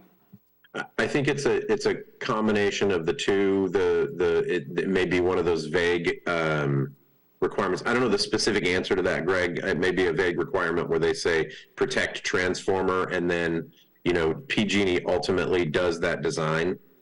Where our designer may have felt that 4 bollards was adequate, and then PG&E does the design. Time passes between the time the original design and the construction, and then they come and set the transformer and believe now that they look around at the site that we need more. Okay, I appreciate that answer, and if you wouldn't mind checking into that a bit for the report that goes to the City Council, we can note that this question was brought up by the PWAB and see what we come up with there. Absolutely. So we can give that information to the City Council. Mr. Qualk, just for my benefit, we've got to check the amendment for dates, right? And then check the bollard issue. Is that correct? Yes. Okay, thank you. Thank you. Anyone else? Okay, then now we will move on, concluding item A4 and moving on to item A5. And Lori, before we get onto that, I have to tell you that I have to recuse myself at this point because I am one of the property owners involved in this decision. So I will go sit in the audience, but I may participate as a citizen of the city. Duly noted. Thank you, Jan. And I will note that we do still have a quorum with Council Member Goldman recusing herself from this matter. So this has to do with installation of a red curb, and would staff like to explain that to us? Sure, Chair Beal. I just would like to remind the advisory board that this is the first item that we are bringing to the advisory board that came out of an ad hoc committee of this board that looked at how we can make more transparent decisions about traffic, traffic engineering, striping, markings, stop signs, et cetera. We felt that the Public Works Advisory Board could be a forum for some of these decisions, and that we could invite neighbors that are immediately affected or impacted in the area of the suggested improvement.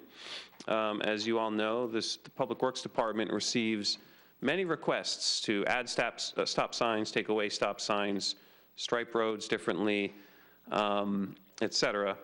And so this, again, is the first item. A reminder that the Public Works Advisory Board does not direct work of the Public Works Department. That is the job of the city manager, who takes his or her direction from the city council. The Public Works Advisory Board's role is to advise council on such matters. However, what we're doing here is really opening up a forum, hearing an issue, hearing the analysis from the city engineer, and then hearing public comments from members of the public that are impacted by this issue.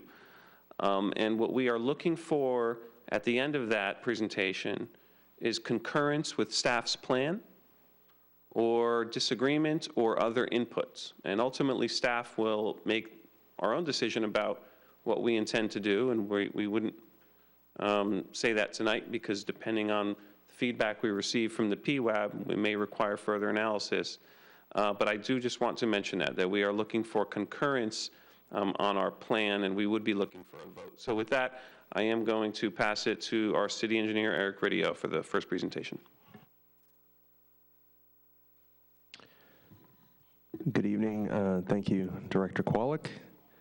So this item, there's two traffic items tonight. A5 relates to consideration of installation of red curb on Yerba Buena Street.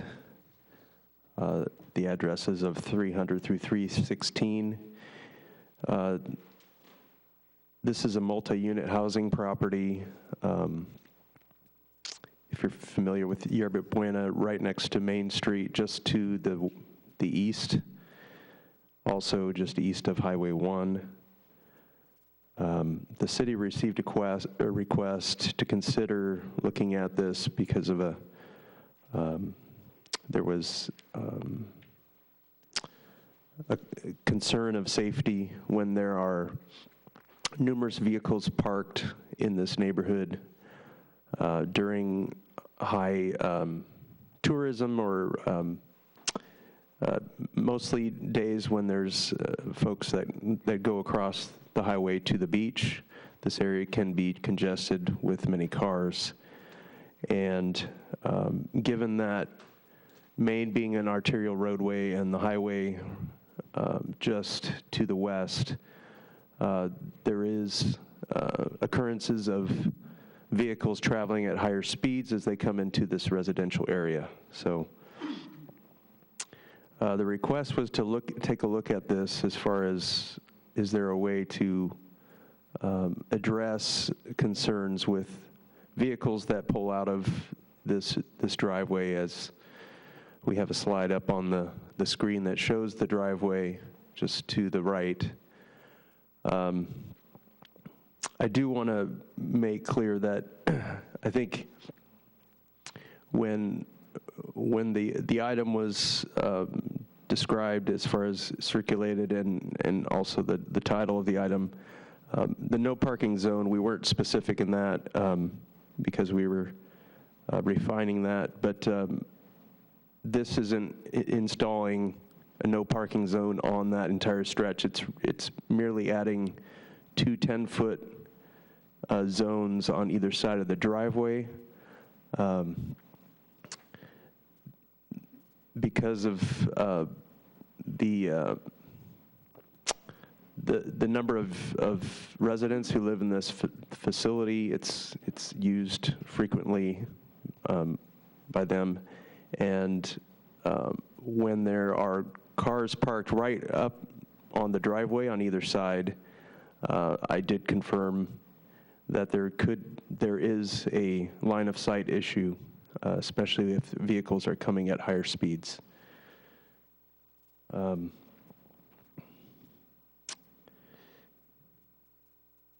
And that's especially if there are larger vehicles, that would make that even more of a line of sight issue. I did receive several phone calls about this, and I did clarify our intent was not to install red curb up and down, but just in 10 feet on either side. I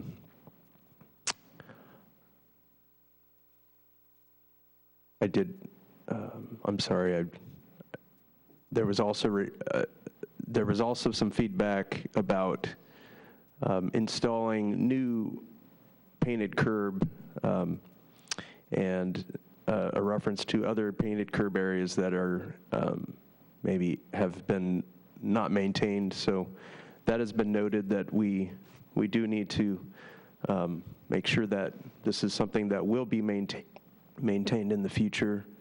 We need to look at the red curb areas that we have in the city and assess maintenance needs. So that is something we have taken into consideration as well. But I do feel that this will address the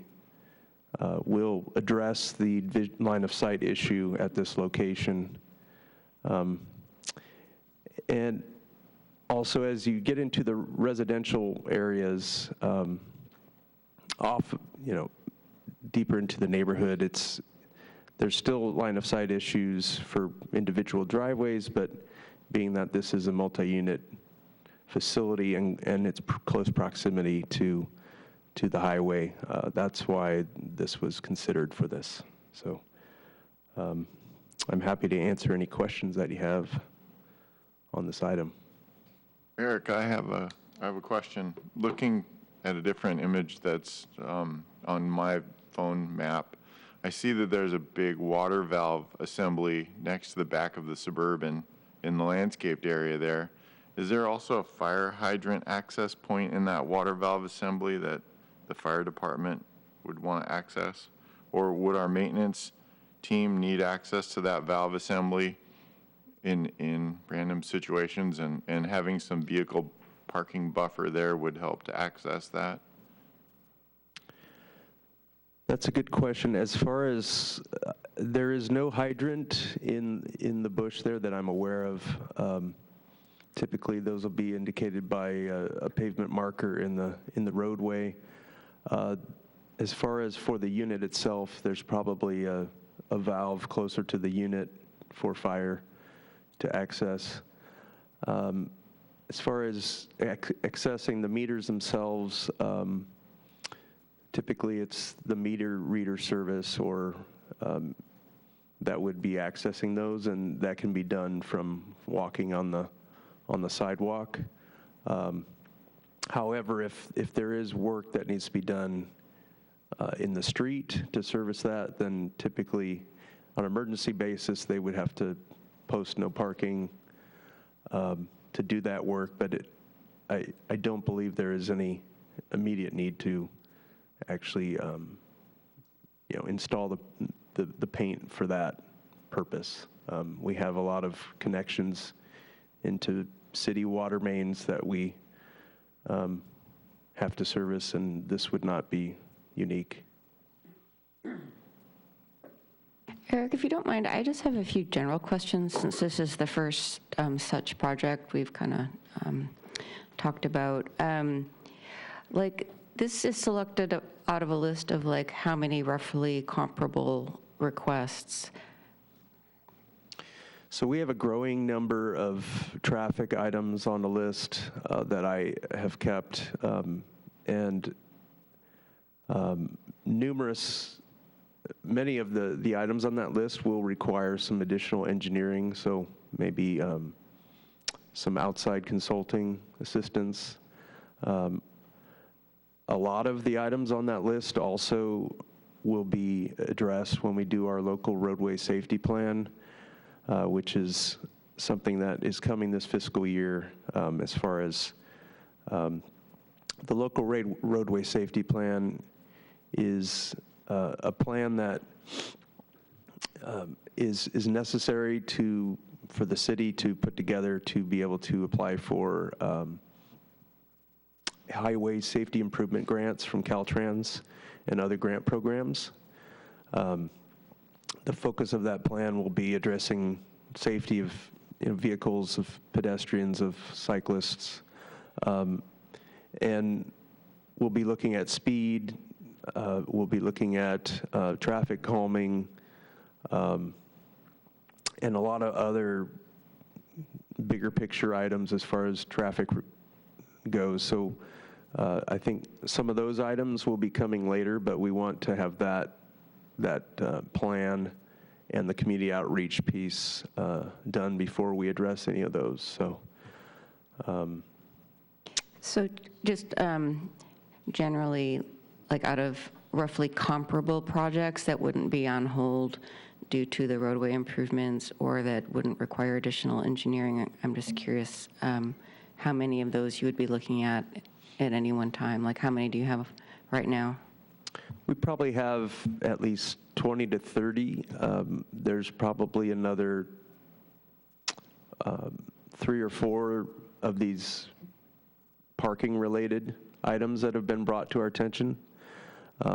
There are many others that have been either emailed or called in where we get back to the party with a decision that it's clear what the decision is, whether it can be accommodated or not, or if it requires additional analysis. For example, we had a recent request for installation of an ADA spot in the city, and it was determined it was on a slope street, and it was close to a curb ramp, but a non-compliant curb ramp, so it didn't really make sense at that time to install an ADA spot. And the building itself already had an ADA spot in the back parking lot, which was a little bit further from the entrance of the property. But and so those type of situations that do not require an actual install, those type of situations, we make a decision based on analysis that we are confident in performing. And so the 20 or 30 that you mentioned, out of those, how many are comparable to this in that they wouldn't be looked at in the LRSP or wouldn't require additional engineering?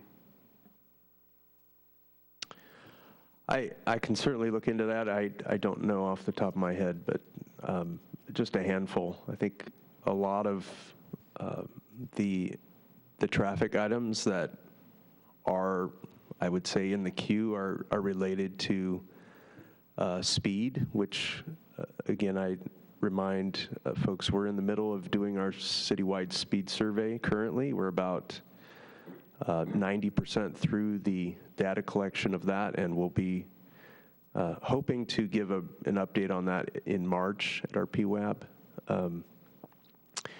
Traffic calming is probably the number one as far as requests for speed humps, speed bumps, some kind of traffic calming, mini traffic circles, those kind of things, which I think our LRSP and will help us to guide us to make decisions on those type of items instead of ruling or making decisions when we don't really have a policy on how we, in looking at those things. Because, speed humps require maintenance. Speed humps are not something the city has looked at in the past. So if we're going to be looking at those type of measures, then we need to be consistent in how we implement them and look at them. Yes, that's great. Thank you, Eric. Is the 10-foot, is that sort of the standard that you would use to protect a driveway entrance? I looked into that. It can be as little as 5, but I've seen it in some other cities do 12 feet. 10 foot is, in looking around the city, like if we're looking at the next item, Morro Bay Boulevard has a lot of areas where there's red curb near the corners. And in some cases it was 5, some cases it was 10.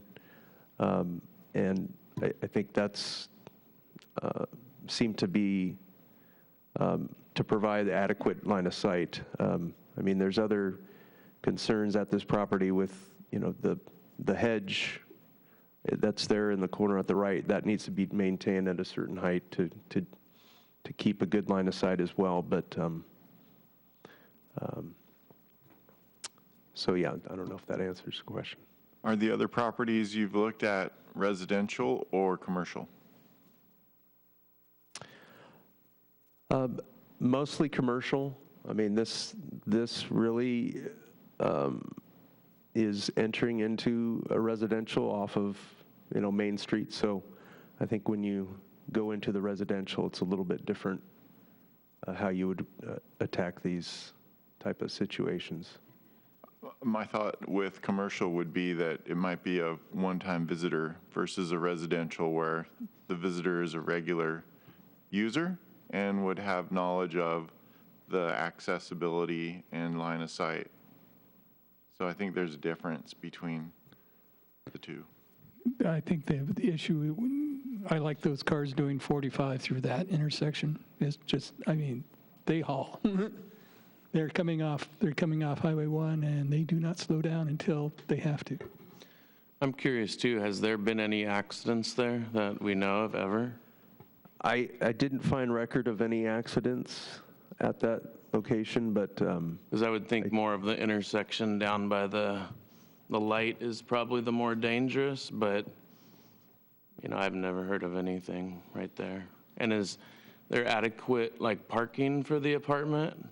Or is it mainly people that live there parking there? Because I don't see a lot of beachgoers parking there and crossing the freeway. I've seen quite a few. Well, maybe on the 4th of July, but. Yeah, I mean, on weekends, that is a place that they use a lot. yeah, I think most of the folks that park there or live in the neighborhood.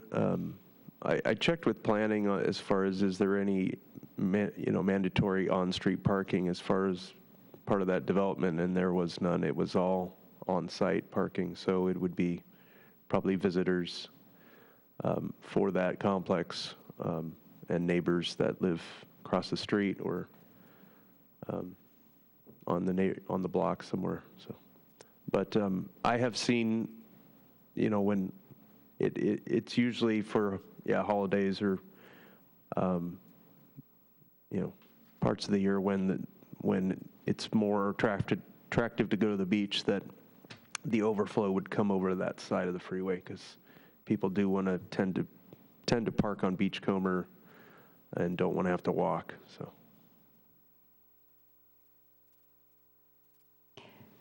And then if you did have a similar situation, but that had a history of safety incidents, I assume you would prioritize the one that actually had documented safety concerns? Absolutely, yes. Yeah, thanks. Any other questions? No, it looks reasonable to me, and I concur with what Eric has come up with.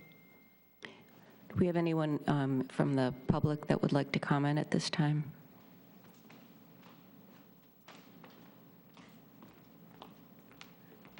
As a public person only here. On that drawing, that red right there closest to us is actually on a curve that comes around to Main Street where there's a stop sign. But when you're I live in that area, and when I come out of my driveway, if a car is parked on that curb, I can't see around it. I can't see if anything is coming on Main Street. I can see if they're coming off of the freeway, but I can't see if they're coming around on Main Street. And if a car is parked on the other side in the red thing, I have the same issue. So I have to pull way out, almost a car's length, out of my driveway to look up Yerba Buena and to see if there's a car. And if I'm looking the other way, then I start to pull out, and then there's suddenly a car coming around the corner. And like yesterday, there were 2 service vehicles parked there, one on each side of the driveway, which really limited my sight, what I could see. Now, granted, I sit in a low car, I have a little car, but other residents who live in the place have told, on the property, have told me that they have the same issue, and their cars are all taller than mine, so I've really been noticing it. And another thing, the people who live there, we all park in our carports. I think if I park on the street, it's because I have to run in for something and come back out. It's never for very long. So generally speaking, the residents there do park in the carport. The problem is getting out onto the street safely. And that was the whole big thing. And especially on this corner, the first one close to us, since that is on a curve and people are coming around the corner, and it's just really, it's just difficult. Thank you. I have another question related to that, sorry to belabor it, but is it legal to park on a curve like that, a curb? That's what I've wondered also as I've peeked out there around. I'll bring it. And I'm sorry, I would recommend that we complete the public comment portion of the item before we take more questions for staff. I'm also a resident of the condos, and I've been there now with my wife and I, about 10 years now, full-time resident of Morro Bay. And it is, in the last 4 or 5 years, become more and more of a hazard trying to get out onto the highway, out on the street.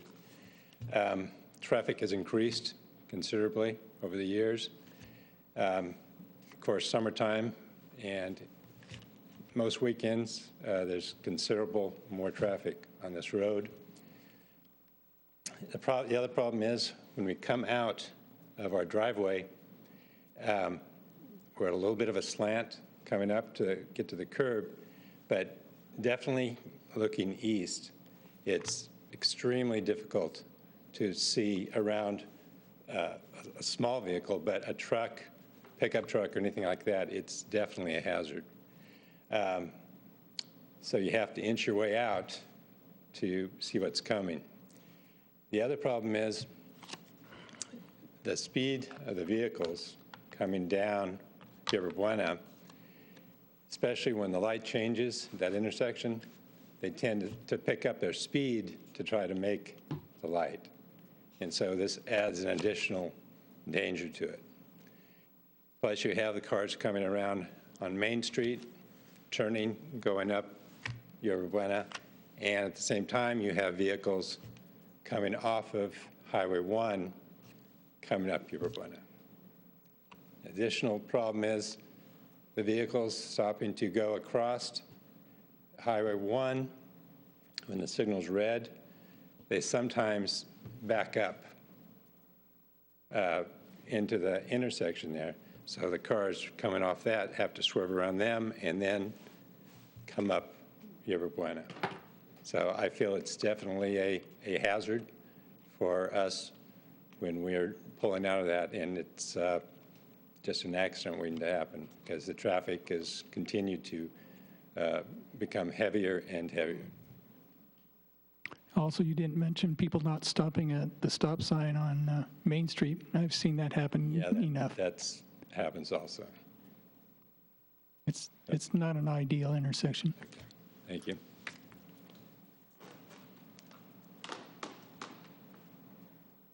Do we have any additional public comments from our audience members here? And yes, please. Hi, so I do not live in that condo complex. My house is just slightly out of view on this picture. I do sometimes park on that sidewalk. It's 20 feet from my driveway. I have 4 people living in my house, so we sometimes do have to share. We do not park there for an extended time unless something like the storm, where that's preventing us from safely leaving our homes. I wasn't really aware originally that it was just going to be, excuse me, 10 feet on each side. Just from the information, it just sounded like it was going to block that whole sidewalk. And I do appreciate my neighbors' safety concerns because it's the right thing to do. We all are cordial with each other. But there is a problem with parking on that sidewalk. I do notice that, like someone else mentioned, ServPro, Gardeners, and multiple other services and what have you do park there. So it's just a little difficult of what to do. I personally didn't notice any, like, trying to pull out into the street. I've personally never had any issues, but that's just my standpoint. I cannot discount my neighbors and what happened to them. It is true that most of the accidents that do happen are at the stoplight when somebody doesn't stop accordingly at the street light, and sometimes really scary things happen. It's just, it's conflicting. There are people who live in that condo complex who do have family parking there, so other residents who live on this other side of the street do share parking. Nobody's really greedy about it. We all would like to just find a solution that would make everyone happy, and that's pretty much my piece on it. I do have other conflicts regarding that, but it doesn't seem relevant to this meeting. I also have a letter from one of the residents who could not make it here today. I'm unsure if I could present the letter to somebody here. You can give it to me. Okay. But that's pretty much it. I'm not here to debate with issues with other neighbors, but it's just a concern that we all have because we don't really see that big of a problem. But again, I can't speak for someone else's safety concern. Thank you. Do we have any other public comments? I don't believe there are any other comments from members or from community members here. Do we have anyone virtual that would like to comment? There is no raised hands at this time. Okay. And Chair Beal, may I read this comment that was provided for the advisory board? Yes, is that the email or the additional letter that you have? This is an additional letter that was just given to me. And this is an individual whose name is Dr. Richard Starrett. He says, historically, both sides of Yerba Buena are designated for public parking. If the owner of the property is not parked in front of their property, anyone can park there. Visitors, out-of-area family, service workers, public works, delivery, repair, maintenance, lawn service people, and local residents use the public parking areas. Most visitors park short-term. Some service people by day and a few people overnight and leave the next morning. There is no one trying to sell their vehicles or long-term parking problems. If 300 to 316 Yerba Buena Street is designated no parking, why should the rest of the residents not also have the same destination? In addition, why should the rest of the neighborhood bear the additional burden of having all the additional vehicles that would park in 300 to 316 parking in front of our property? There is not enough parking available on Yerba Buena the way it is. Why add additional burden on the local residents? This action can be seen as biased, unjust, discriminatory, and a conflict of interest by the newly elected council person living in these units. Signed.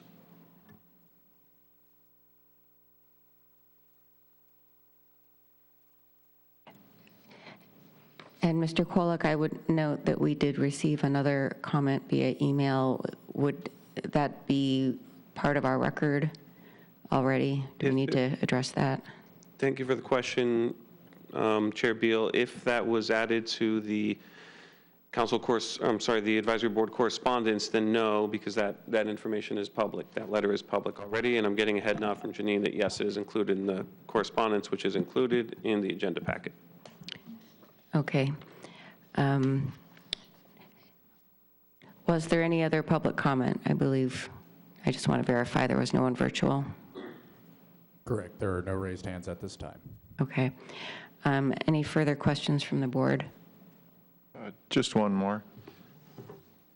Did staff survey the potential benefits of the 10-foot no parking? In other words, stand out there and create some kind of visual barrier and see what the benefits would be of 10 feet versus, say, 5 feet or 15?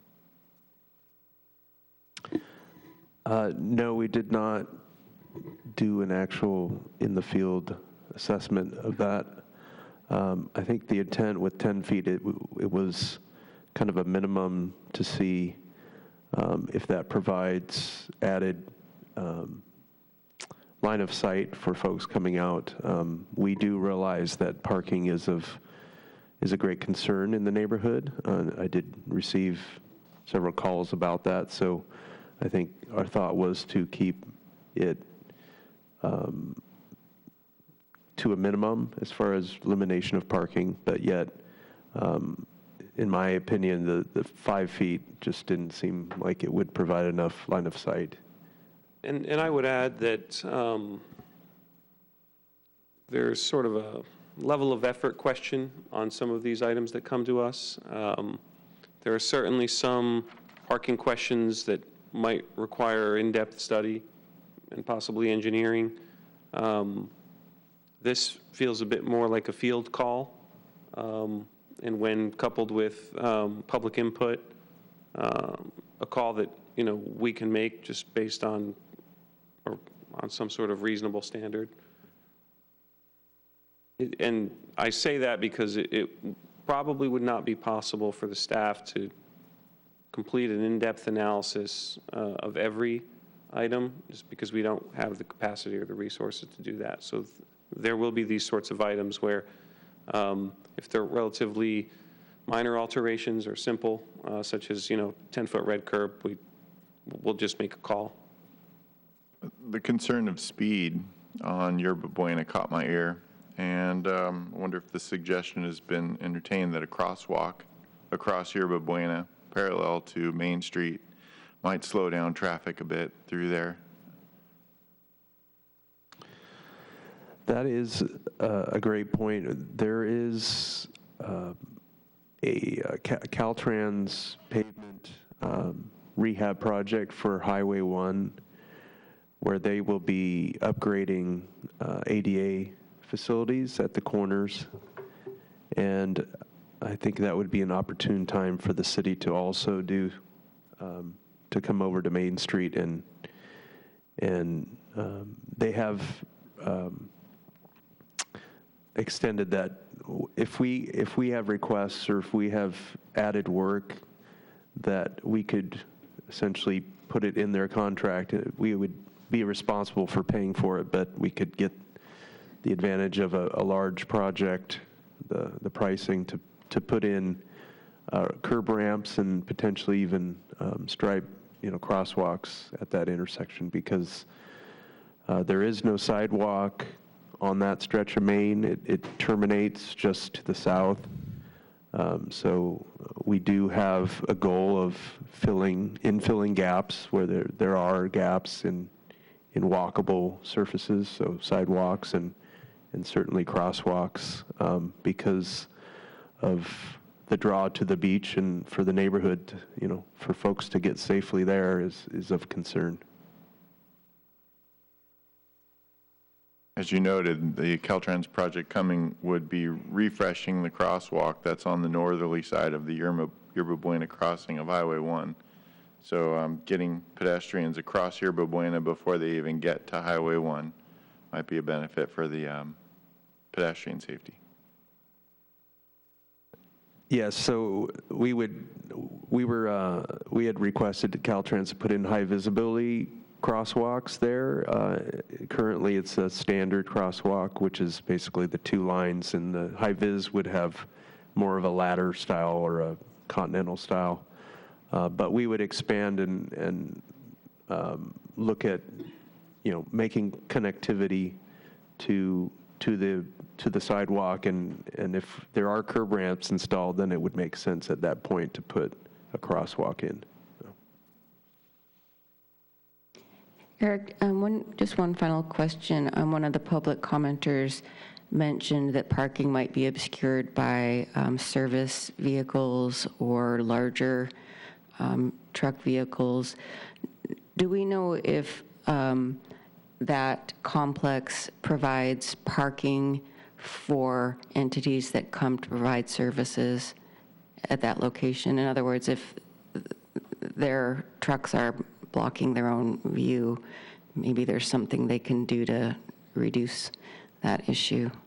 And just one final comment, based on the comments we heard, a little bit pro, maybe a little bit concern, a little bit con, one consideration could be to shorten that red strip that's at the farther end in the photograph, as that does not seem quite as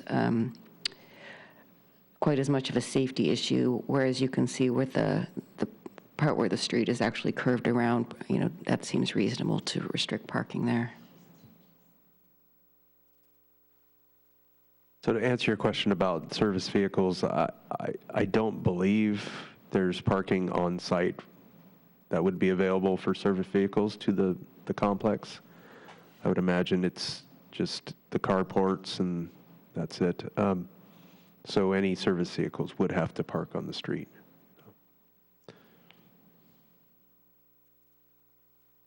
Anything else on this topic?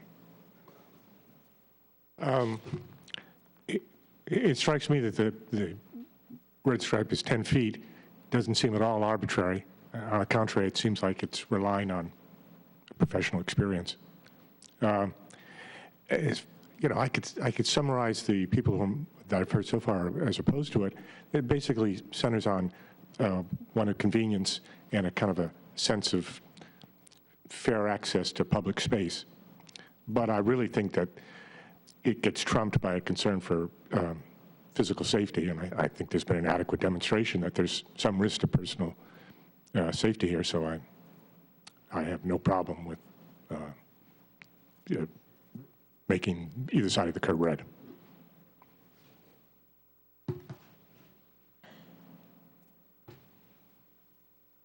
Unless there's anything else, we will close. I would like to note that one of the comments submitted was as if the whole length of curb in front of the building was going to be marked no parking. But if I understand correct, Eric, you're only talking about 10 feet by the 10 feet by the driveway. Is that right?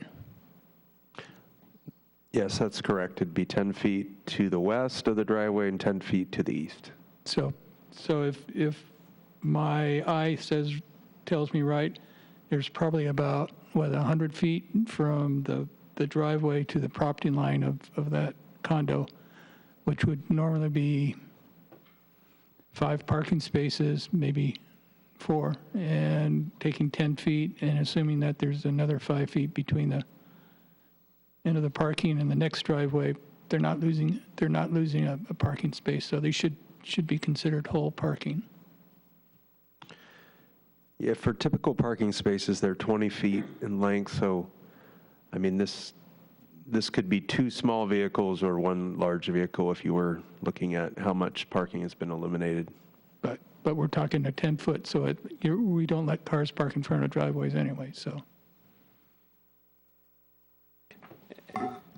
And I would remind members of the advisory board, as well as the chair, that staff is looking for a motion of either concurrence or some other input that we could take away from this item.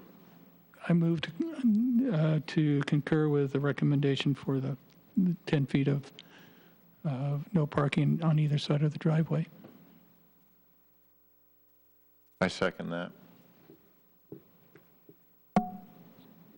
Advisory Board Member Ingraffio. Yes, I approve. Advisory Board Member Irwin. Yes. Advisory Board Member Gaffney. Yes. Advisory Board Member Nava. Yes. Chair Beal. And no. And I will note that Advisory Board Member Goldman has recused herself from voting for this item. So we had 4 yeas, 1 nay.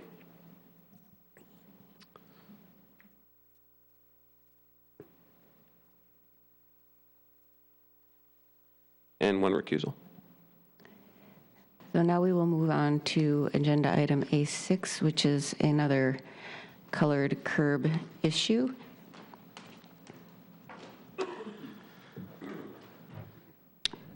Would staff like to explain this agenda item, please? Yes. So, yeah, A6 is consideration of removal of red curb. So this is actually putting more parking. And this is in front of the 698 Morro Bay Boulevard. The intersection of Morro Bay Boulevard and Piney Way is an all-stop controlled intersection with standard crosswalks. There are 4 other all-way stops up and down Morro Bay Boulevard, including the intersection at Main Street. We reviewed the red curb lengths at those various intersections, and they range from 5 to 30 feet, depending on different circumstances. In some cases, where there was 30 feet or longer stretches of red curb was usually due to the presence of a fire hydrant or a short a fire hydrant coupled with a driveway immediately after. So it would make sense why there was entire red curb at a location with a close proximity of a fire hydrant. A request was received by the city to explore the possibility of reducing the red curb length at 698 Morro Bay Boulevard and add another parking space. So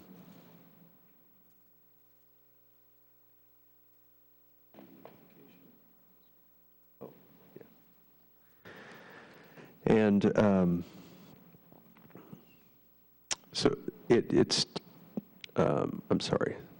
Request was received from the city to explore this possibility. The current red curb length is 30 feet, and there is no fire hydrant. The fire hydrant is on the opposite side of the street. What we'd be looking at is reducing that 30 feet to 10 feet so that one parking space may be added. So reducing the length of red curb. And the parking space that would be added would be painted green, which is a limited time parking. Now, as far as limited time, that's another issue that I think is for a future advisory board meeting, because there seems to be different time lengths, and I think myself included, folks are at times don't know what the green curb means, like down on Embarcadero and other places. Is it 2 hours? Is it 30 minutes? But the idea is that it's a limited time, so it's not meant to be a long-term parking spot. In this case, as with the Yerba Buena item, folks within, is it 500 feet? 500? Within 300 feet of the location were notified of the proposed change, and that would be discussed at this meeting. So I wanted to make that clear as far as notification. So I've reviewed this request, and looking at the other intersections, again, they're all stop. So I did receive some phone calls about concerns of safety of people crossing at this location. With it being an all-way stop, it is the law to stop and to look. And reducing to 10 foot still provides that line of sight for vehicles even, and for pedestrians that are coming to, are preparing to cross. So I don't believe it would make sense to extend parking all the way up to the curb ramp. However, that is, as I've looked in other areas of the city, there are locations where the parking goes right up to the curb ramp. So my proposal would be that we keep 10 feet of red curb that's already there to about where the city waste cans are, and then paint green for the remaining red curb. Can you advance to the next slide? Is it? There we go. So that shows the red curb that would remain and the green parking space that would be added. So we recommend that the Public Works Advisory Board concur with the proposed plan to remove red curb, no parking, and replace with green curb. Again, that's to replace, to leave 10 feet and to add 20 feet of green in this location. So at this time, I'll entertain any questions. Eric, I'm just curious why you would, or what's the rationale for a green curb versus just, regular unlimited parking spot? I did receive a phone call from someone concerned about long-term parking in this location. The facility, or on the corner there, I think it's a dance studio, or has, often has drop-offs, and it seems like having a limited time parking location would suit that location. I'm not opposed to, just having it standard without the green, but I felt like that was a compromise for to address the concern of having cars just parked there for long term of time.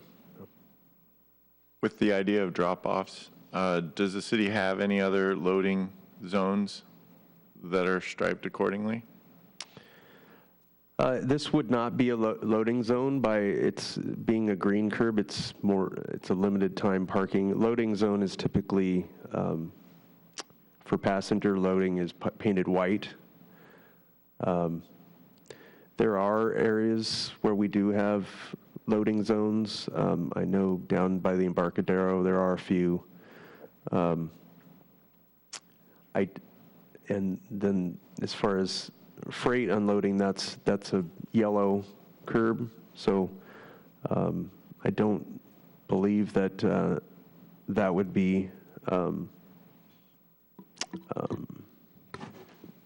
adequate for this. So I think in this case, the green curb, there is more green curb further down Morro Bay Boulevard. This is not, there aren't any green curb up in this block that I know of. So it would be the only spot that has a green curb. So the street that turns to the right off of Morro Bay Boulevard, that there could be some residential parking along there, but not on Morro Bay Boulevard. It's largely a commercial area. Yes, it is.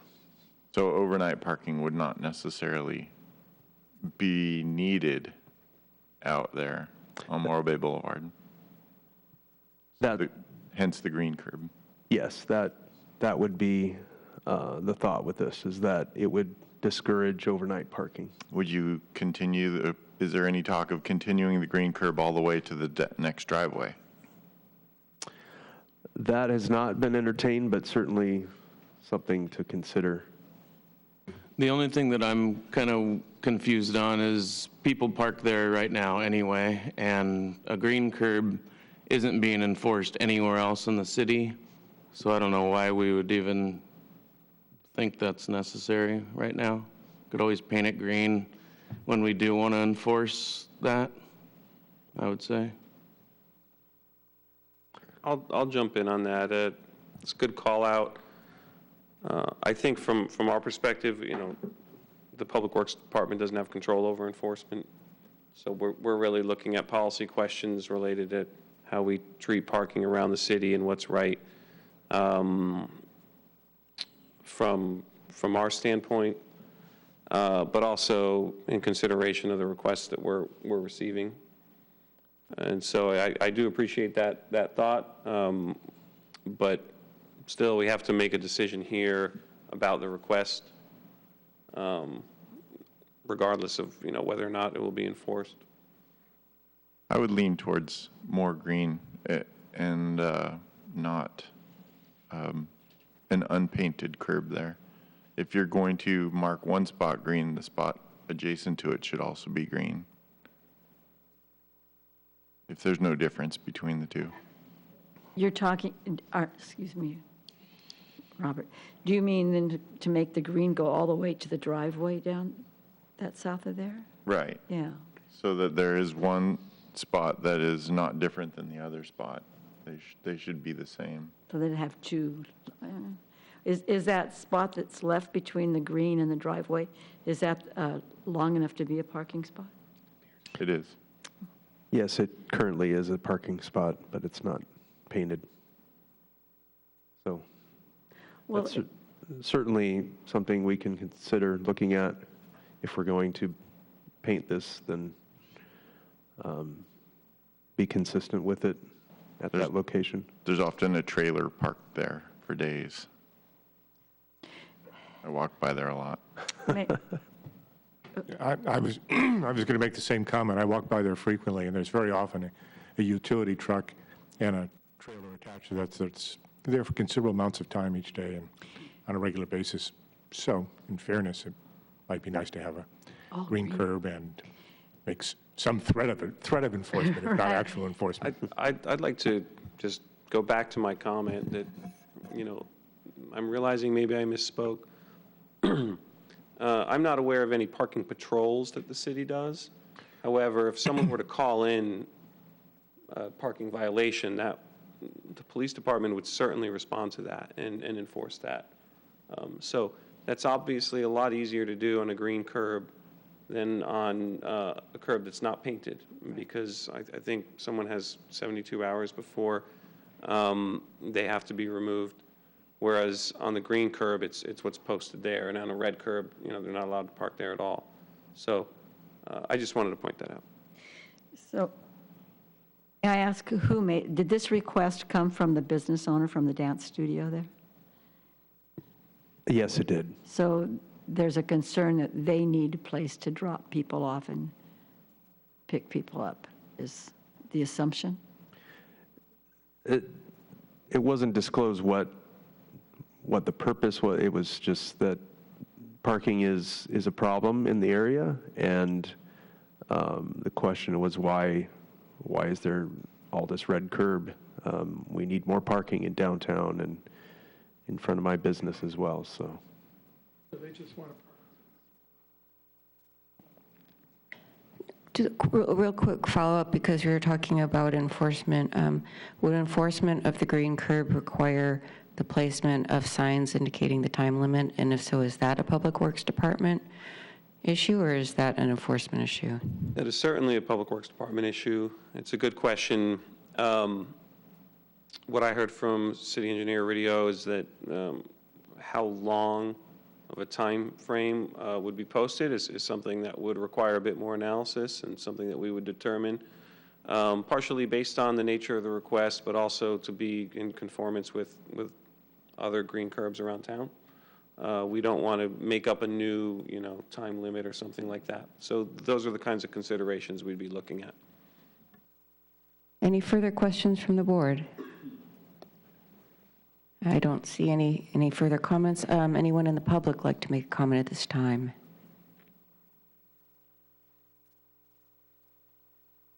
Does not appear to be public comment. Anyone virtually attending would like to comment? We have no raised hands in the queue. Okay, thank you. And now, were you looking for a motion on this one? Yes. I would move to concur in the city's proposal. I would second that. And roll call vote. Advisory Board Member Ingraffia. Yes. Advisory Board Member Goldman. Wait, did we just concur to only make it 10, 30, and 10 feet? I mean, Oh, that's a good clarification. 10 and 20? Because I would like to make it the 10-foot red and then green to the driveway. Who made the original motion? I did, and I framed it in terms of agreeing with the recommendation of the department. So there is a motion then on the floor. Is there a second to that motion? To which one, to make it? Yes, to Chair Beal's motion. Meaning the 10 feet of existing green and the 10 feet of existing red and 20 feet of green. That's the present motion? Correct, that's the present motion. I would second that. Okay, so we have a motion and a second.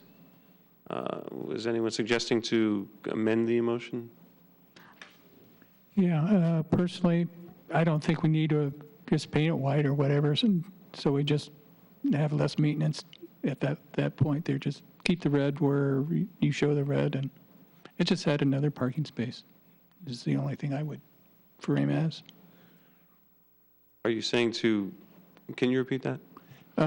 I would say that rather than add a green marked parking space, which requires maintenance, just add a parking space.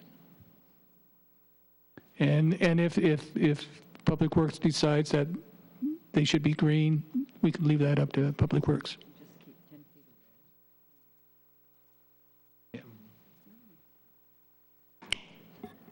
I believe we have at least 2, perhaps 3 different motions.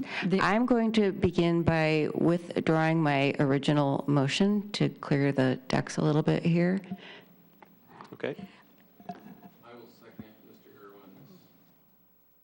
Well, I would encourage the advisory board to have some discussion, because it sounds like there's, 2 or 3 separate ideas out there, and it might be worth it to do that before we kind of have one final decision there.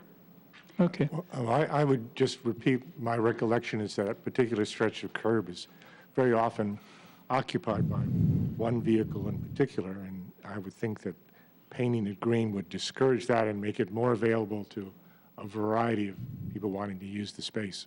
Painting it green, if you could clarify, as pictured in the presentation from the department, or painting the longer piece green?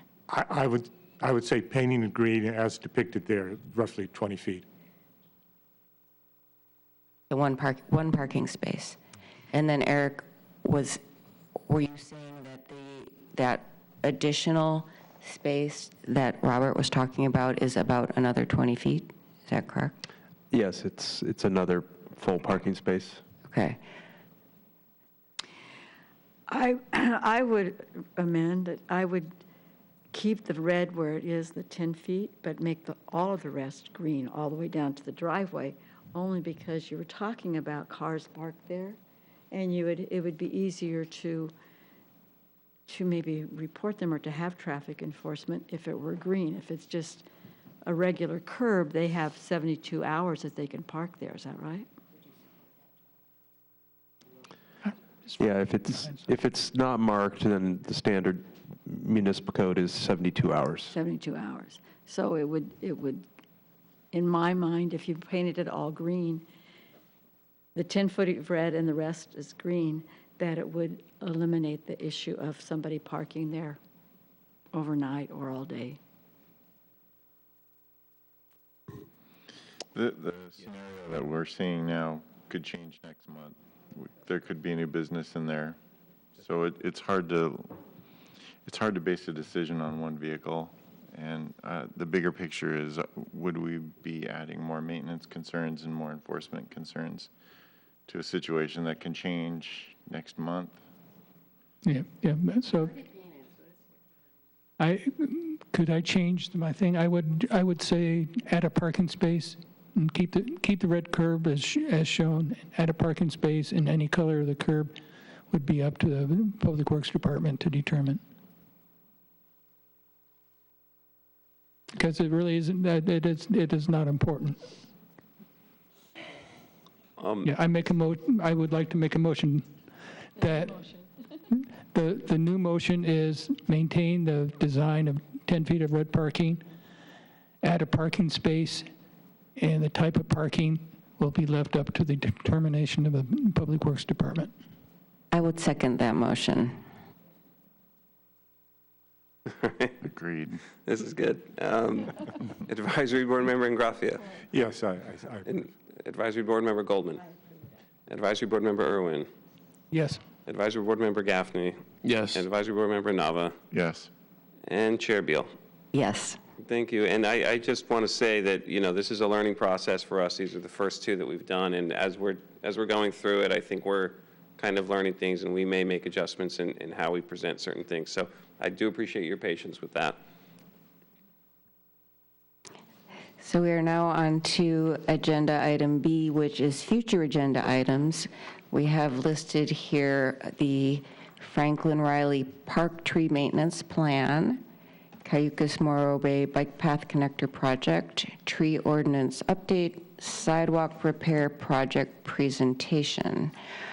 Do any board members wish to propose additional items or have comments? I would propose we add a status item for the FEMA recovery process. Well, to broaden that, I believe maybe a few additional items in some of the upcoming meetings about the stormwater plan. I wouldn't want to devote an excessive amount of time to it necessarily at the next meeting, and we're coming up on some drier months. The funding certainly is pertinent and time sensitive, but in terms of being now interested to know the future of the stormwater management plan, the repairs and the things you talked about, floodplain management issues, I would be interested in having those at future meetings, not necessarily just in March. Thank you for that. That is something we can bring to the PWAB. The first two there that are listed have to come in March for different reasons.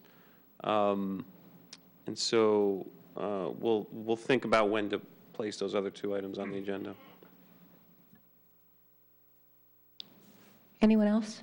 If I could add one, I'd be really interested in an inventory of the assets when it comes to storm drain. The concern about being able to treat a corrugated metal pipe before it fails sounds like a big cost savings for the city if we had an inventory to start prioritizing, much like the pavement management. That would be helpful to be able to consider. Thank you for that. And are you looking for a list of assets? A list of assets and condition, but I understand that takes underground. Yeah. It does, and we do. So we do have the list of assets. We have that in our GIS system, and we may be looking at an option to do some cameraing of the storm drains. I'm not sure if we have the budget to do that, but are you suggesting to bring the idea back to the PWAB for discussion, or to bring the results back to PWAB for discussion? It sounds like there is an inventory in GIS. If the city has a sense for, if city staff has a sense for hotspots or upcoming priorities, that would be helpful to be able to consider in terms of management of the assets. Thank you.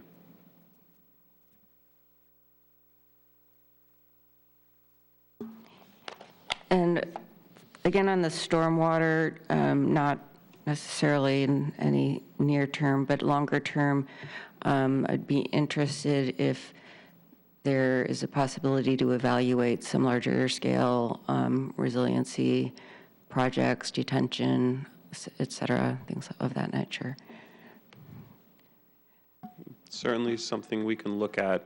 I may reach out to you with some questions about that offline. Well, I noticed where the ducks decided to have a duck pond and thought, maybe we should just have a pond.